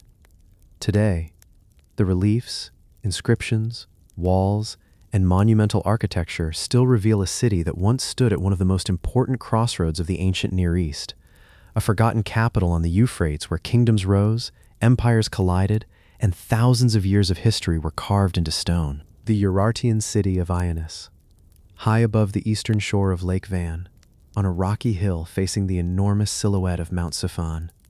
A fortress city preserves the remains of one of the last great royal projects of the Urartian kingdom. Massive stone walls, mud brick buildings, a monumental temple, storage rooms, weapons, inscriptions, and traces of a city that was suddenly destroyed. This is Ionis, or, in its ancient Urartian name, Rusa Hanili Idurukai, the city of Rusa in front of Mount Iduru. Ionis was built during the 7th century BC, at a time when the Urartian kingdom controlled large parts of eastern Anatolia and surrounding regions. The city was founded by Rusa, son of Argishti, one of the most powerful rulers of the later Urartian period. And unlike an ordinary settlement, Ionis was designed as a royal fortress city. The location was carefully chosen. The citadel sits high above Lake Van, with the mountains rising across the water. From the fortress, the surrounding landscape could be observed for enormous distances. But the location was not chosen only for the view. The natural rocky hill itself became part of the city's defenses. The builders first worked with the natural rock, flattening sections of the summit, then constructing enormous stone foundations and mud brick walls above them. The result was a carefully planned citadel covering roughly 16 hectares, while a much larger outer settlement spread around it. An ancient inscription found at the fortress provides an extraordinary glimpse into the intentions of its ruler. Rusa declares that the site had previously been nothing but rock, and that he built a temple, a fortress, a new city, and even planted a vineyard and orchard there. That detail is easy to overlook. The king was not simply building a military stronghold. He was transforming an empty rocky landscape into an entire royal environment. A fortress, a city, agricultural spaces, and a major religious center. At the highest point of the citadel, the builders created the temple complex of Haldi, dedicated to the chief god of the Urartian kingdom. This became one of the most important spaces in Ionis. The temple complex included a large courtyard, a central temple, storage rooms, and a monumental hall. The courtyard itself measured roughly 30 meters by 30 meters and was surrounded by massive piers. At its center was the Temple of Haldi, one of the best preserved Urartian temples known today. The temple's stone walls were carefully constructed, and its entrance was accompanied by a remarkably long inscription. The inscription was carved onto basalt blocks around the entrance corridor, recording the achievements and religious dedication of Rusa. It is one of the most important written records from Ionis, but the interior becomes even more interesting. The temple contained carved decorations, including mythological figures, and carefully designed stone surfaces. The floor was paved with polished alabaster, creating a striking contrast with the darker stone walls. Imagine entering this space when the fortress was still alive. The stone would have been freshly finished, the temple would have been maintained, and priests would have moved through the courtyard toward the sanctuary of Haldi. Outside, soldiers protected the fortress, officials managed supplies, and workers maintained the city. The temple was also connected with storage. Archaeologists discovered rooms containing objects associated with the military and religious life of the fortress, including shields and helmets dedicated to Haldi. This tells us something important about Urartian society. Religion and military power were not separate worlds. Weapons could be dedicated to the gods. Kings could describe military and construction achievements through religious inscriptions, and temples could exist directly inside royal fortresses. Ionis also contained enormous storage facilities. A powerful fortress needed food, equipment, raw materials, and supplies capable of supporting its population. The storage rooms, therefore, formed an essential part of the city's infrastructure. But Ionis was not built only for defense. Archaeological work has revealed evidence of royal and religious architecture, including a monumental podium hall associated with the temple complex. The structure contained an elaborate alabaster podium decorated with animals, plants, and hybrid creatures. The craftsmanship is remarkable. Urartian builders combined enormous stone blocks, mud brick, basalt, and carefully carved decorative surfaces. The result was architecture that was both defensive and ceremonial. And then, something happened. Ionis was destroyed. The archaeological evidence indicates that a major earthquake struck the fortress and outer settlement in the later 7th century BC, with fire contributing to the destruction. The destruction appears to have been sudden enough to preserve parts of the city. Buildings collapsed. Objects were buried, and rooms were sealed beneath debris. A city that had been carefully planned by a king suddenly became a ruin. The earthquake also creates an unusual archaeological situation. Because the destruction happened within a relatively short period, archaeologists can sometimes study objects almost exactly where they were left. Instead of centuries of rebuilding, the ruins can preserve snapshots of the final phase of Urartian life. But there is another mystery. Why did the city never return to its former importance? The Urartian kingdom itself was already entering its final phase, and the political landscape of eastern Anatolia was changing rapidly. Ionis appears to have been one of the last major royal fortresses built by Urartu. Centuries later, people returned to parts of the site. Evidence shows occupation during the medieval period, long after the Urartian kingdom had disappeared, but the original royal city was gone. Modern archaeological excavations began at Ionis in 1989, and work has continued for decades. Each season has revealed another part of the fortress, from defensive walls to temples, storage rooms, and administrative spaces. And the excavation is still producing new information. Recent research has focused on previously incomplete areas of the temple complex, including northern rooms whose function and relationship with the rest of the complex are still being investigated. Even the construction materials are now being studied. Recent geoarchaeological research is examining where the volcanic stones used in Ionis came from, providing clues about how the Urartians organized the extraction and transportation of building materials. That gives us another glimpse into the hidden organization behind the fortress. Someone had to quarry the stone, transport it up the landscape, prepare the foundations, manufacture the mud bricks, construct the walls, carve the inscriptions, and maintain the enormous complex. Ionis was the product of a highly organized state, the forgotten city of Gordion. On the windswept plains of central Turkey, a massive ancient mound rises above the landscape. Beneath it, a city once stood at the center of a powerful Iron Age kingdom. Royal tombs, monumental buildings, fortifications, and strange wooden structures were buried beneath the earth. This is Gordion, the legendary capital of the Phrygians. Gordion was located near the Sakarya River, at a strategic point where routes crossing central Anatolia came together. For ancient communities, this was an important advantage. People could travel between different parts of Anatolia.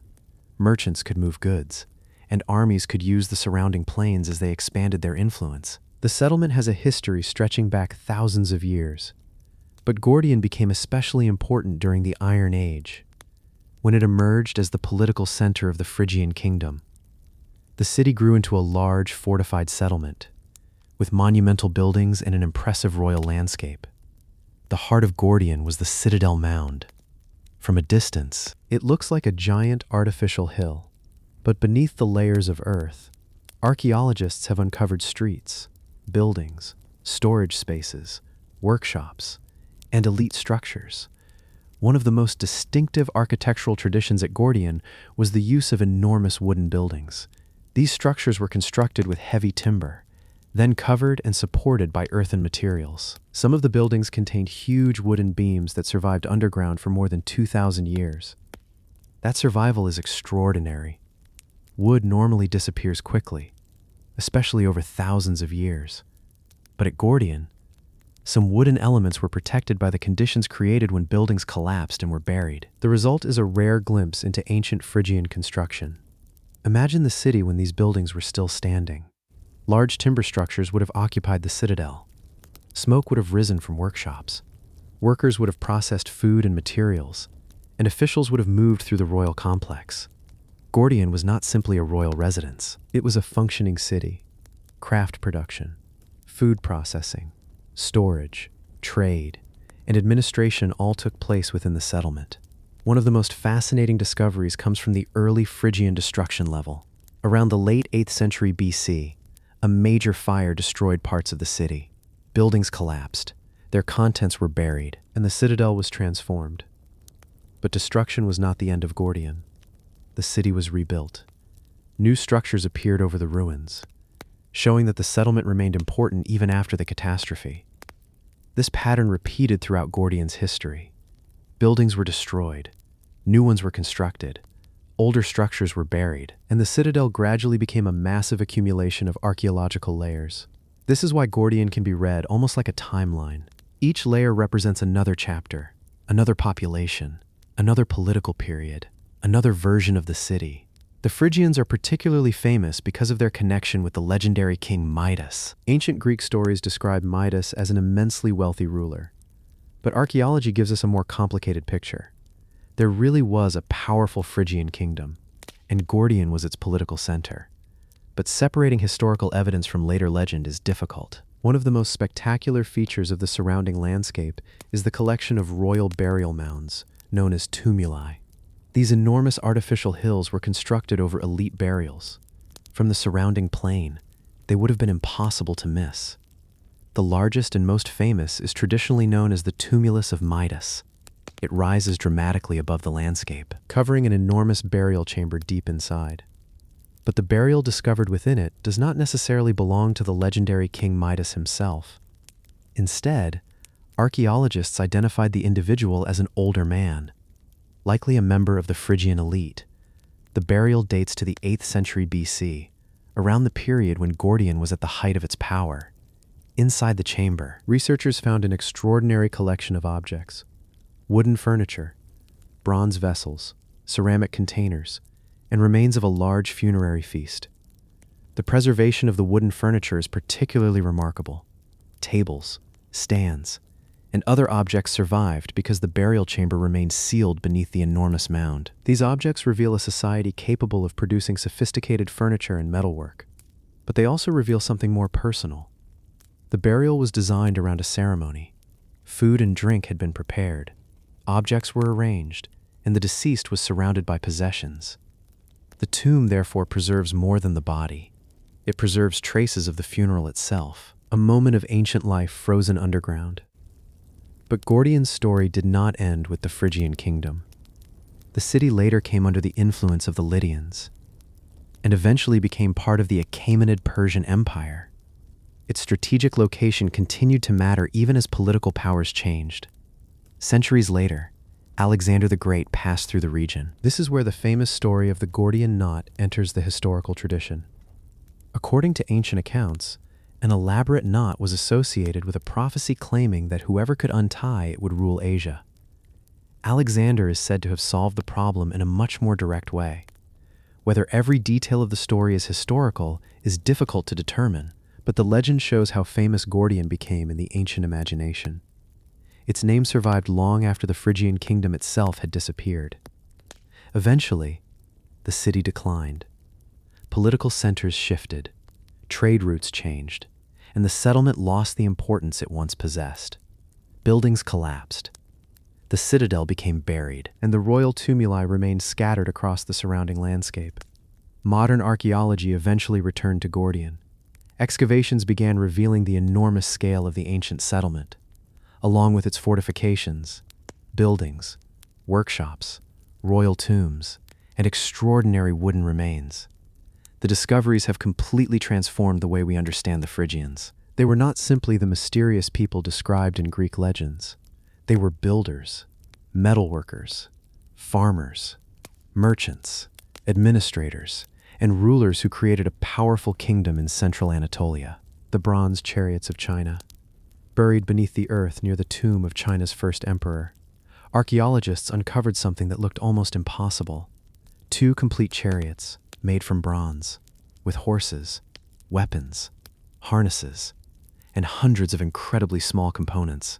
They were not ordinary models. They were detailed miniature replicas of real imperial chariots, created more than 2,000 years ago for the emperor's journey into the afterlife. The chariots were discovered near the enormous mausoleum complex of Qin Shi Huang, the ruler who unified China and became its first emperor. His tomb complex already contained the famous terracotta army, but underground, another extraordinary military force had been waiting. This time, it was made from bronze. The 2 chariots were discovered in separate underground pits, not far from the emperor's enormous burial mound. They were roughly half the size of real chariots, but their construction was astonishingly detailed. Every part had been carefully reproduced. The horses, the wheels, the driver's platform, the harness, and even tiny fittings were represented. Some components were so small that they had to be cast or assembled with remarkable precision. Imagine the original craftsmen working on these objects. They were not simply making decorative statues. They were recreating complex vehicles, using bronze, wood, metal fittings, and other materials. The finished chariots had to look convincing from almost every angle. The wheels are especially impressive. Their spokes, hubs, and rims were carefully constructed, creating the appearance of functional chariot wheels. The horses were also represented with detailed bodies and harnesses, giving the entire scene the appearance of a real imperial vehicle frozen in miniature. One of the chariots was designed as a driving chariot, while the other appears to have been intended for transport or travel. Their different designs suggest that they represented different functions within the imperial world.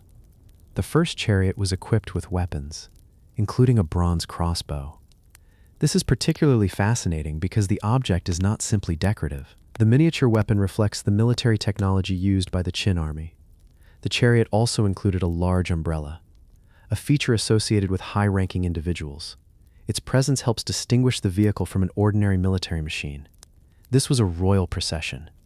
The second chariot was larger and contained more space for its occupants. It may have been associated with travel or transportation, perhaps representing the emperor's movement through the afterlife. The symbolism is important. The Qin emperor was buried with an enormous collection of objects intended to reproduce the world he had ruled. Soldiers, officials, horses, weapons, animals, and now, chariots. The idea was not simply to bury valuable objects. The tomb complex appears to have recreated an entire imperial environment. The emperor would continue to possess the people, equipment, and resources necessary for his status beyond death. But creating the bronze chariots required an extraordinary level of organization. The Qin state had to obtain enormous quantities of raw materials, operate sophisticated foundries, employ skilled craftsmen, and coordinate production across a massive imperial project. The chariots were not made from a few simple bronze pieces. They consisted of hundreds of separate components. Many had to be cast individually, then assembled together. Some pieces were incredibly thin. Others were miniature versions of complex mechanical parts. This required precise control over bronze casting. A small mistake could distort a component, prevent parts from fitting together, or ruin the appearance of the finished vehicle. The craftsmen had to work at a scale that demanded enormous patience. The horses also reveal this level of craftsmanship. Their bodies were cast in bronze, while other materials were used for additional components.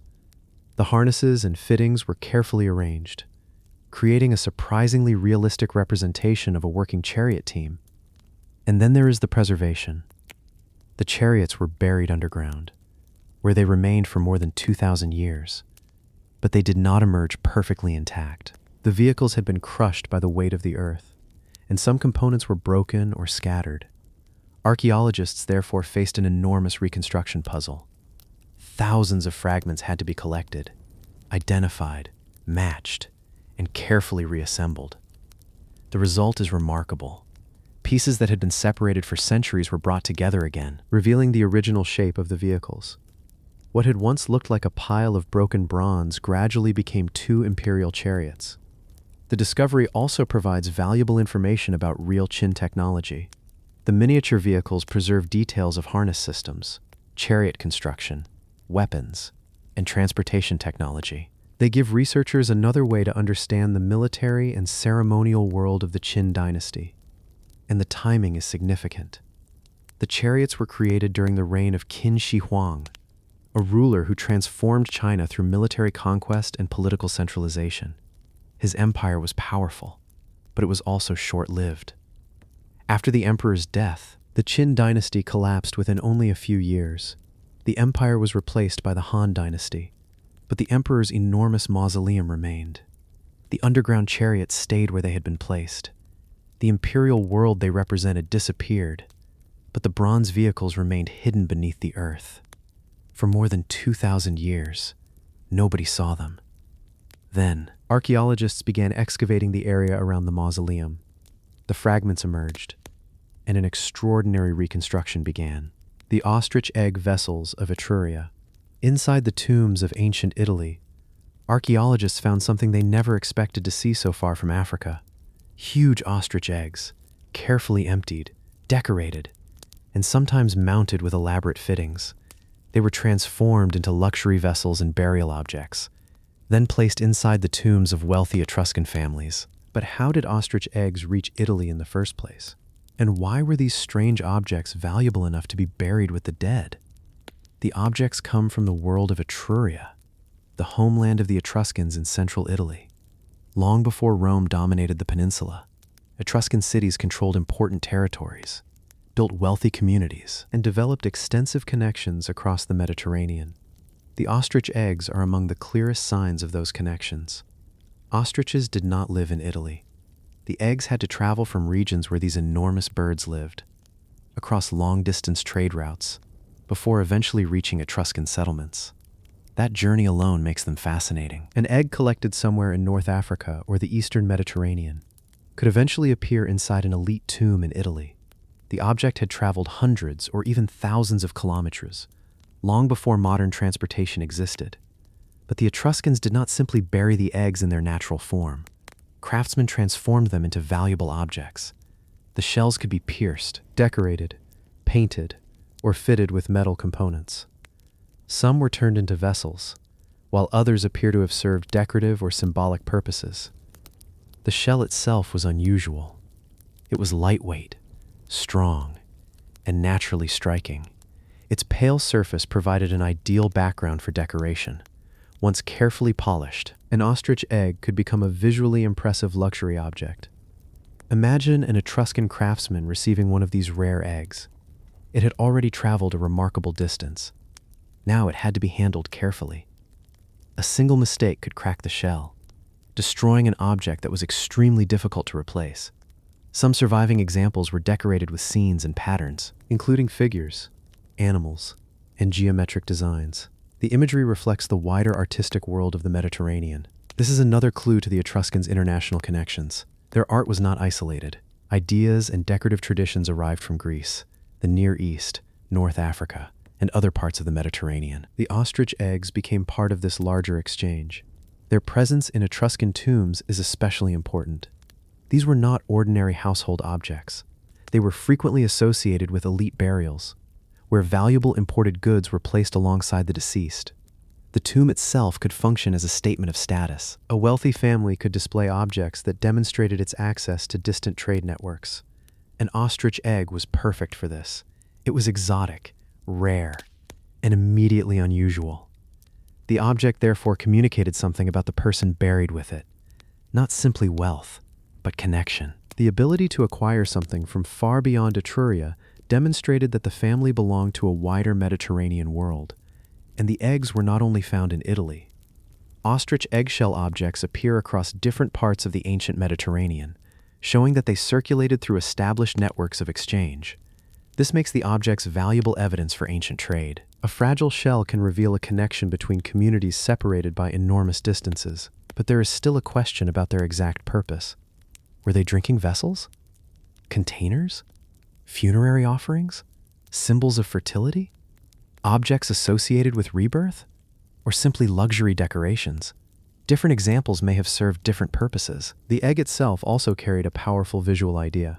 An egg represents life emerging from a closed shell. That may have made it particularly appropriate for funerary contexts, although there is not enough evidence to assume that every Etruscan ostrich egg had the same symbolic meaning.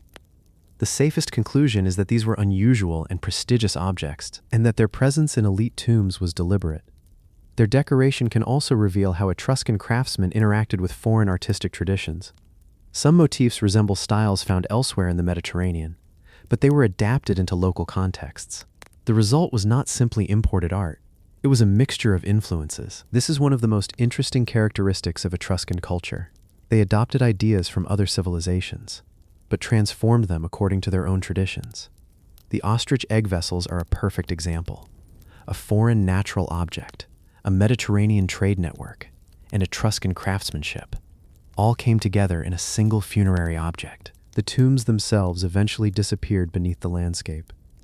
Entrances were sealed, chambers filled with dust, and the objects remained beside the dead. For centuries, nobody knew what was hidden inside. When archaeologists reopened the tombs, the fragile shells provided an unexpected glimpse into the ancient Mediterranean economy. They showed that luxury goods could travel extraordinary distances, and that elite Etruscan communities were participating in those networks. The eggs also remind us that ancient trade was not limited to practical necessities. People transported objects simply because they were beautiful, rare, or socially valuable. A fragile egg could cross the Mediterranean because someone was willing to pay for it. Eventually, the Etruscan world was absorbed into the expanding power of Rome.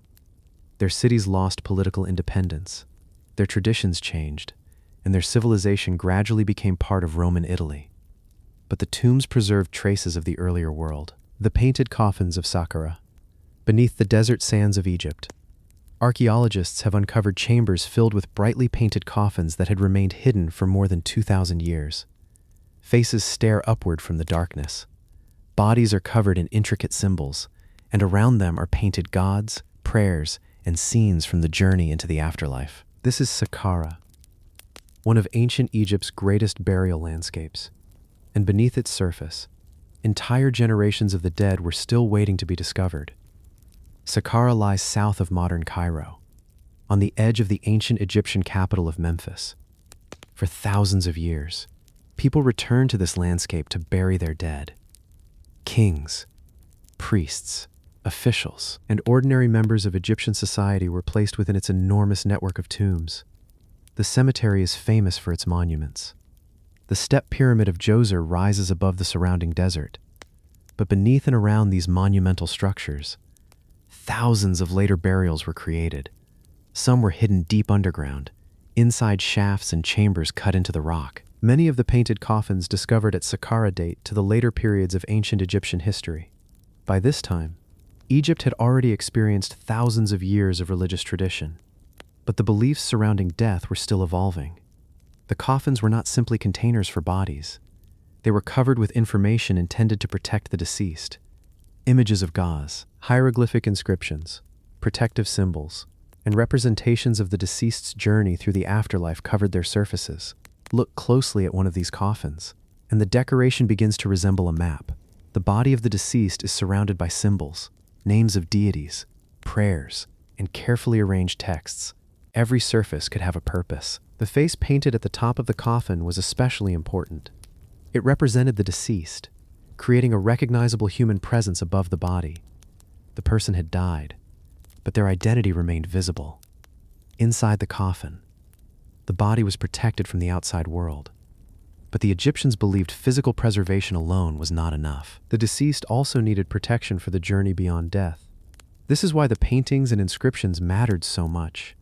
They could invoke gods, provide magical protection, and help guide the deceased through dangerous regions of the afterlife. Some coffins contain images of Osiris, the god strongly associated with death and resurrection. Others show different deities surrounding the deceased. These images transform the coffin into a kind of protective religious space. The colors are also striking. Blues, reds, yellows, greens, and blacks were used to create detailed compositions. When freshly painted, the coffins would have looked dramatically different from the faded surfaces visible today. Imagine entering one of the underground burial chambers shortly after it had been sealed. Oil lamps would illuminate rows of painted coffins. The colors would appear vivid against the darkness, and the walls around them would be covered with additional religious imagery. The discovery of these coffins is especially valuable because many were found together. Instead of seeing a single burial, archaeologists can sometimes study entire groups of people buried within the same cemetery. Their coffins can reveal names, titles, family relationships, and religious affiliations. Together, these details help reconstruct the society that lived around ancient Memphis. Some of the most important discoveries at Saqqara have come from enormous burial shafts. These shafts descend deep beneath the surface, eventually opening into chambers where coffins and burial objects were placed. The builders went to considerable effort to hide and protect these spaces. Once a burial was completed, the entrance could be sealed. The chamber disappeared beneath the desert, and that is why Saqqara continues to produce extraordinary discoveries. The cemetery is enormous, and only a fraction of it has been fully excavated. Beneath the visible monuments, more tombs remain. Modern archaeological missions have repeatedly opened new shafts, finding coffins, mummies, statues, canopic containers, and other funerary objects. Each discovery adds another piece to the story of ancient Egyptian burial traditions. The coffins also reveal something important about access to the afterlife. These elaborate burials were not limited to kings. Priests, officials, and other wealthy individuals could receive highly decorated coffins. The funerary tradition had become available to a much wider section of Egyptian society than the earliest royal monuments might suggest. But the craftsmanship still required resources. Wood had to be acquired, prepared, and shaped. Painters had to create the decorations. Scribes had to produce the inscriptions, and workshops had to coordinate the production of the complete burial equipment. This means the painted coffins reveal an entire industry surrounding death.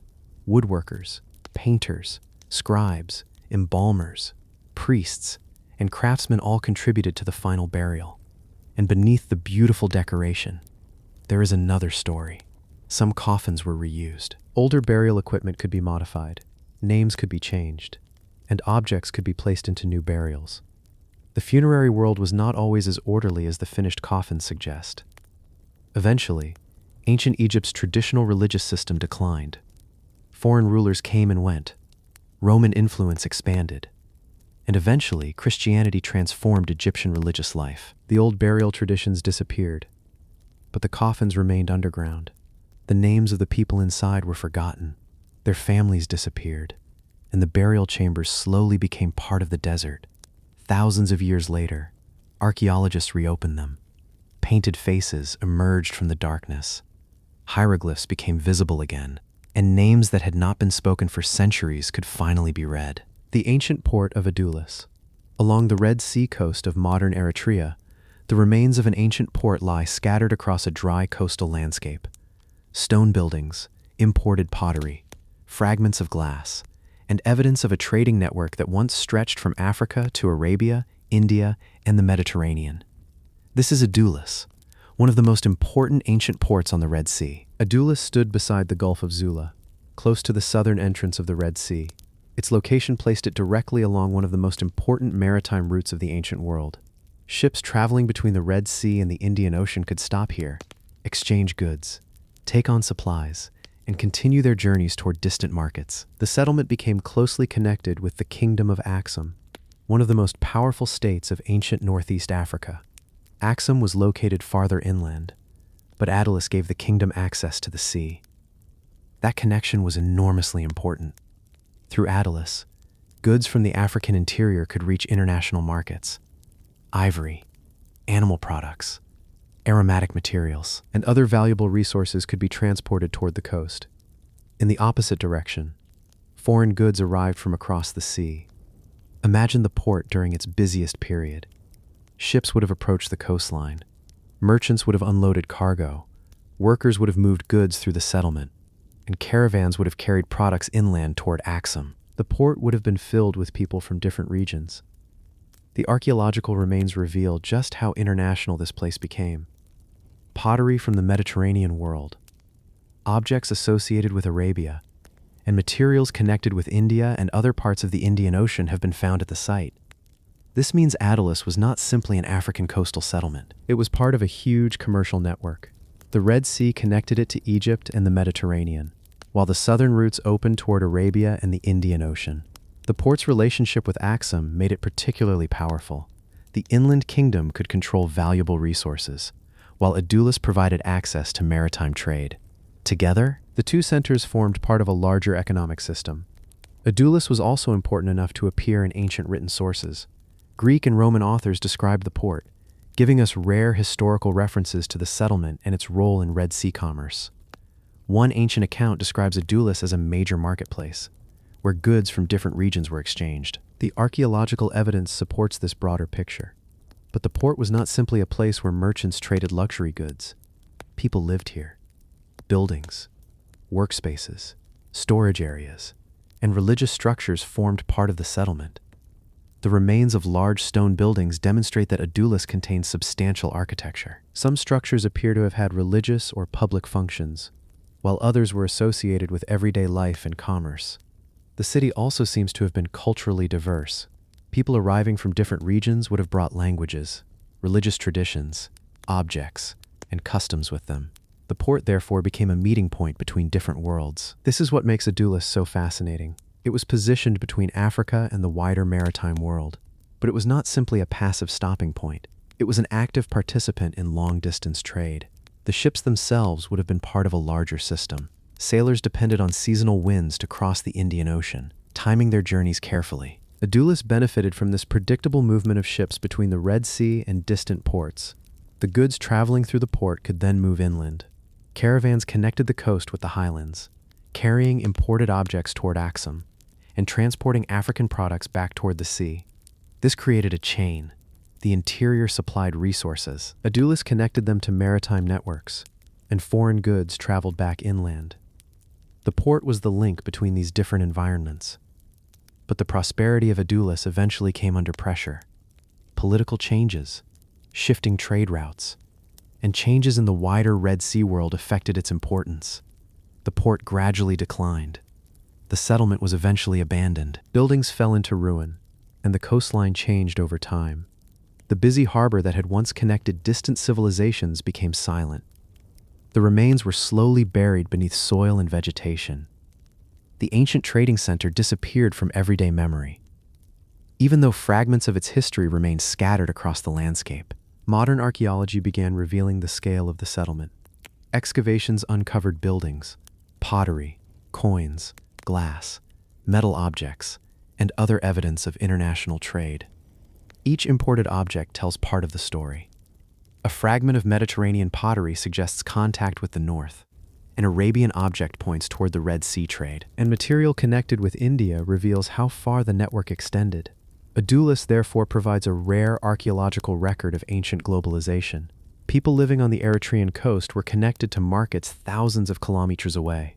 The port shows that long-distance trade across the Indian Ocean was already linking distant societies more than 1,000 years ago. And yet, the people who operated the port are mostly anonymous. We know the goods they handled. We can reconstruct the routes they traveled, and we can see the buildings they left behind. But their individual stories have largely disappeared. The tombs of Hegra. In the middle of the Saudi Arabian desert, massive tombs are carved directly into towering cliffs. Their entrances are framed by enormous facades. Some rise several meters above the desert floor, and behind them are chambers that once held the dead of an ancient kingdom. This is Hegra, the monumental Nabatean city whose tombs still dominate the landscape. Hegra lies in the region of Alula in northwestern Saudi Arabia, far from the great cities of the ancient Mediterranean. Yet more than 2,000 years ago, this remote landscape was connected to one of the most important trading networks of the ancient world. The people who controlled Hegra were the Nabateans, the same civilization that created the famous rock-cut city of Petra. The Nabateans built their wealth through trade. Caravans traveled across the deserts, carrying valuable goods between southern Arabia, the Levant, Egypt, and the Mediterranean. Hegra occupied an important position along these routes. But the most visible evidence of their civilization is not the marketplace or the houses. It is the tombs. More than 100 monumental burial structures have been identified across the landscape, and many were carved directly into the sandstone cliffs. The first thing that stands out is the facades. Some are enormous, with carefully carved entrances, decorative frames, and geometric details. At the top of several tombs are distinctive architectural features associated with Nabatean funerary design. The craftsmanship is extraordinary. The builders were working directly into solid sandstone. There was no room for major mistakes. A cut made too deeply, a section removed from the wrong place, and the entire design could be damaged. Imagine standing at the base of one of these cliffs more than 2,000 years ago. Above you, a monumental facade would rise from the rock. Workers would be suspended against the sandstone, gradually cutting away the surface, until a tomb emerged from the cliff itself. And these tombs were not simply places to hide the dead. They were monuments. The enormous facades announced the identity and status of the people buried inside. Many tombs contain inscriptions, and these are extremely valuable. They can identify individuals, mention families, and sometimes provide information about ownership and rules surrounding the burial. This gives archaeologists something rare. The tombs are not anonymous monuments. In some cases, they tell us who commissioned them. They provide names, relationships, and glimpses of the society that created them. The interiors are much simpler than the monumental exteriors. Behind the grand facade, a doorway leads into a chamber carved into the rock. Inside, bodies could be placed within burial spaces cut into the walls or floor. The contrast is striking. From outside, the tomb looks like a palace. Inside, the space can be relatively plain. The real statement was the facade, visible to everyone traveling through the landscape. This tells us something about Nabatean society. The dead remained connected to the world of the living. Their monuments could be seen by travelers, caravans, and members of the community. A tomb could therefore preserve both memory and status. The surrounding landscape also mattered. Hegra was not a random collection of tombs. The monuments were positioned across a larger settlement, near residential areas, religious structures, and the routes used by travelers. The city itself contained more than funerary monuments. Archaeologists have found evidence of houses, administrative buildings, religious structures, and other remains associated with daily life. The tombs were only one part of a much larger urban landscape, and that landscape was surprisingly sophisticated. The Nabateans were skilled at managing water in an extremely dry environment. They developed systems for collecting, storing, and distributing water. Without that infrastructure, a major settlement could not survive in the desert. Trade made the city wealthy, but water made permanent occupation possible. Together, these systems allowed Hegra to become a major Nabatean center. Eventually, the Nabatean kingdom came under Roman control. In the early 2nd century AD, the Roman Empire annexed the Nabatean kingdom. Hegra became part of the Roman world, but the city's importance gradually declined. Trade routes changed, political conditions shifted, and the settlement was eventually abandoned. The houses fell apart, the streets disappeared, but the tombs remained carved into the cliffs. That is one reason Hegra is so extraordinary today. The city itself has been heavily affected by time, but the monumental tomb facades survived. They are carved into the landscape itself. For centuries, the desert protected them. Sand accumulated. The settlement became quiet, and the names of the people buried there faded from memory. Modern archaeology eventually began uncovering the site. Inscriptions were studied, tombs were documented, and the relationship between the monuments and the ancient settlement became clearer. The tombs also reveal the cultural connections of the Nabateans. Their architecture combines local traditions with influences from the wider ancient world. Greek and Roman architectural elements appear alongside distinctly Nabatean designs. This reflects the world in which the Nabateans lived. They were not isolated desert people. They were merchants, caravan organizers, builders, farmers, and political players connected to several major civilizations. And perhaps that is what makes Hegra so fascinating. The desert gives the impression of isolation, but the tombs tell the opposite story. Every monumental facade represents wealth created through movement, trade, and connections between distant regions.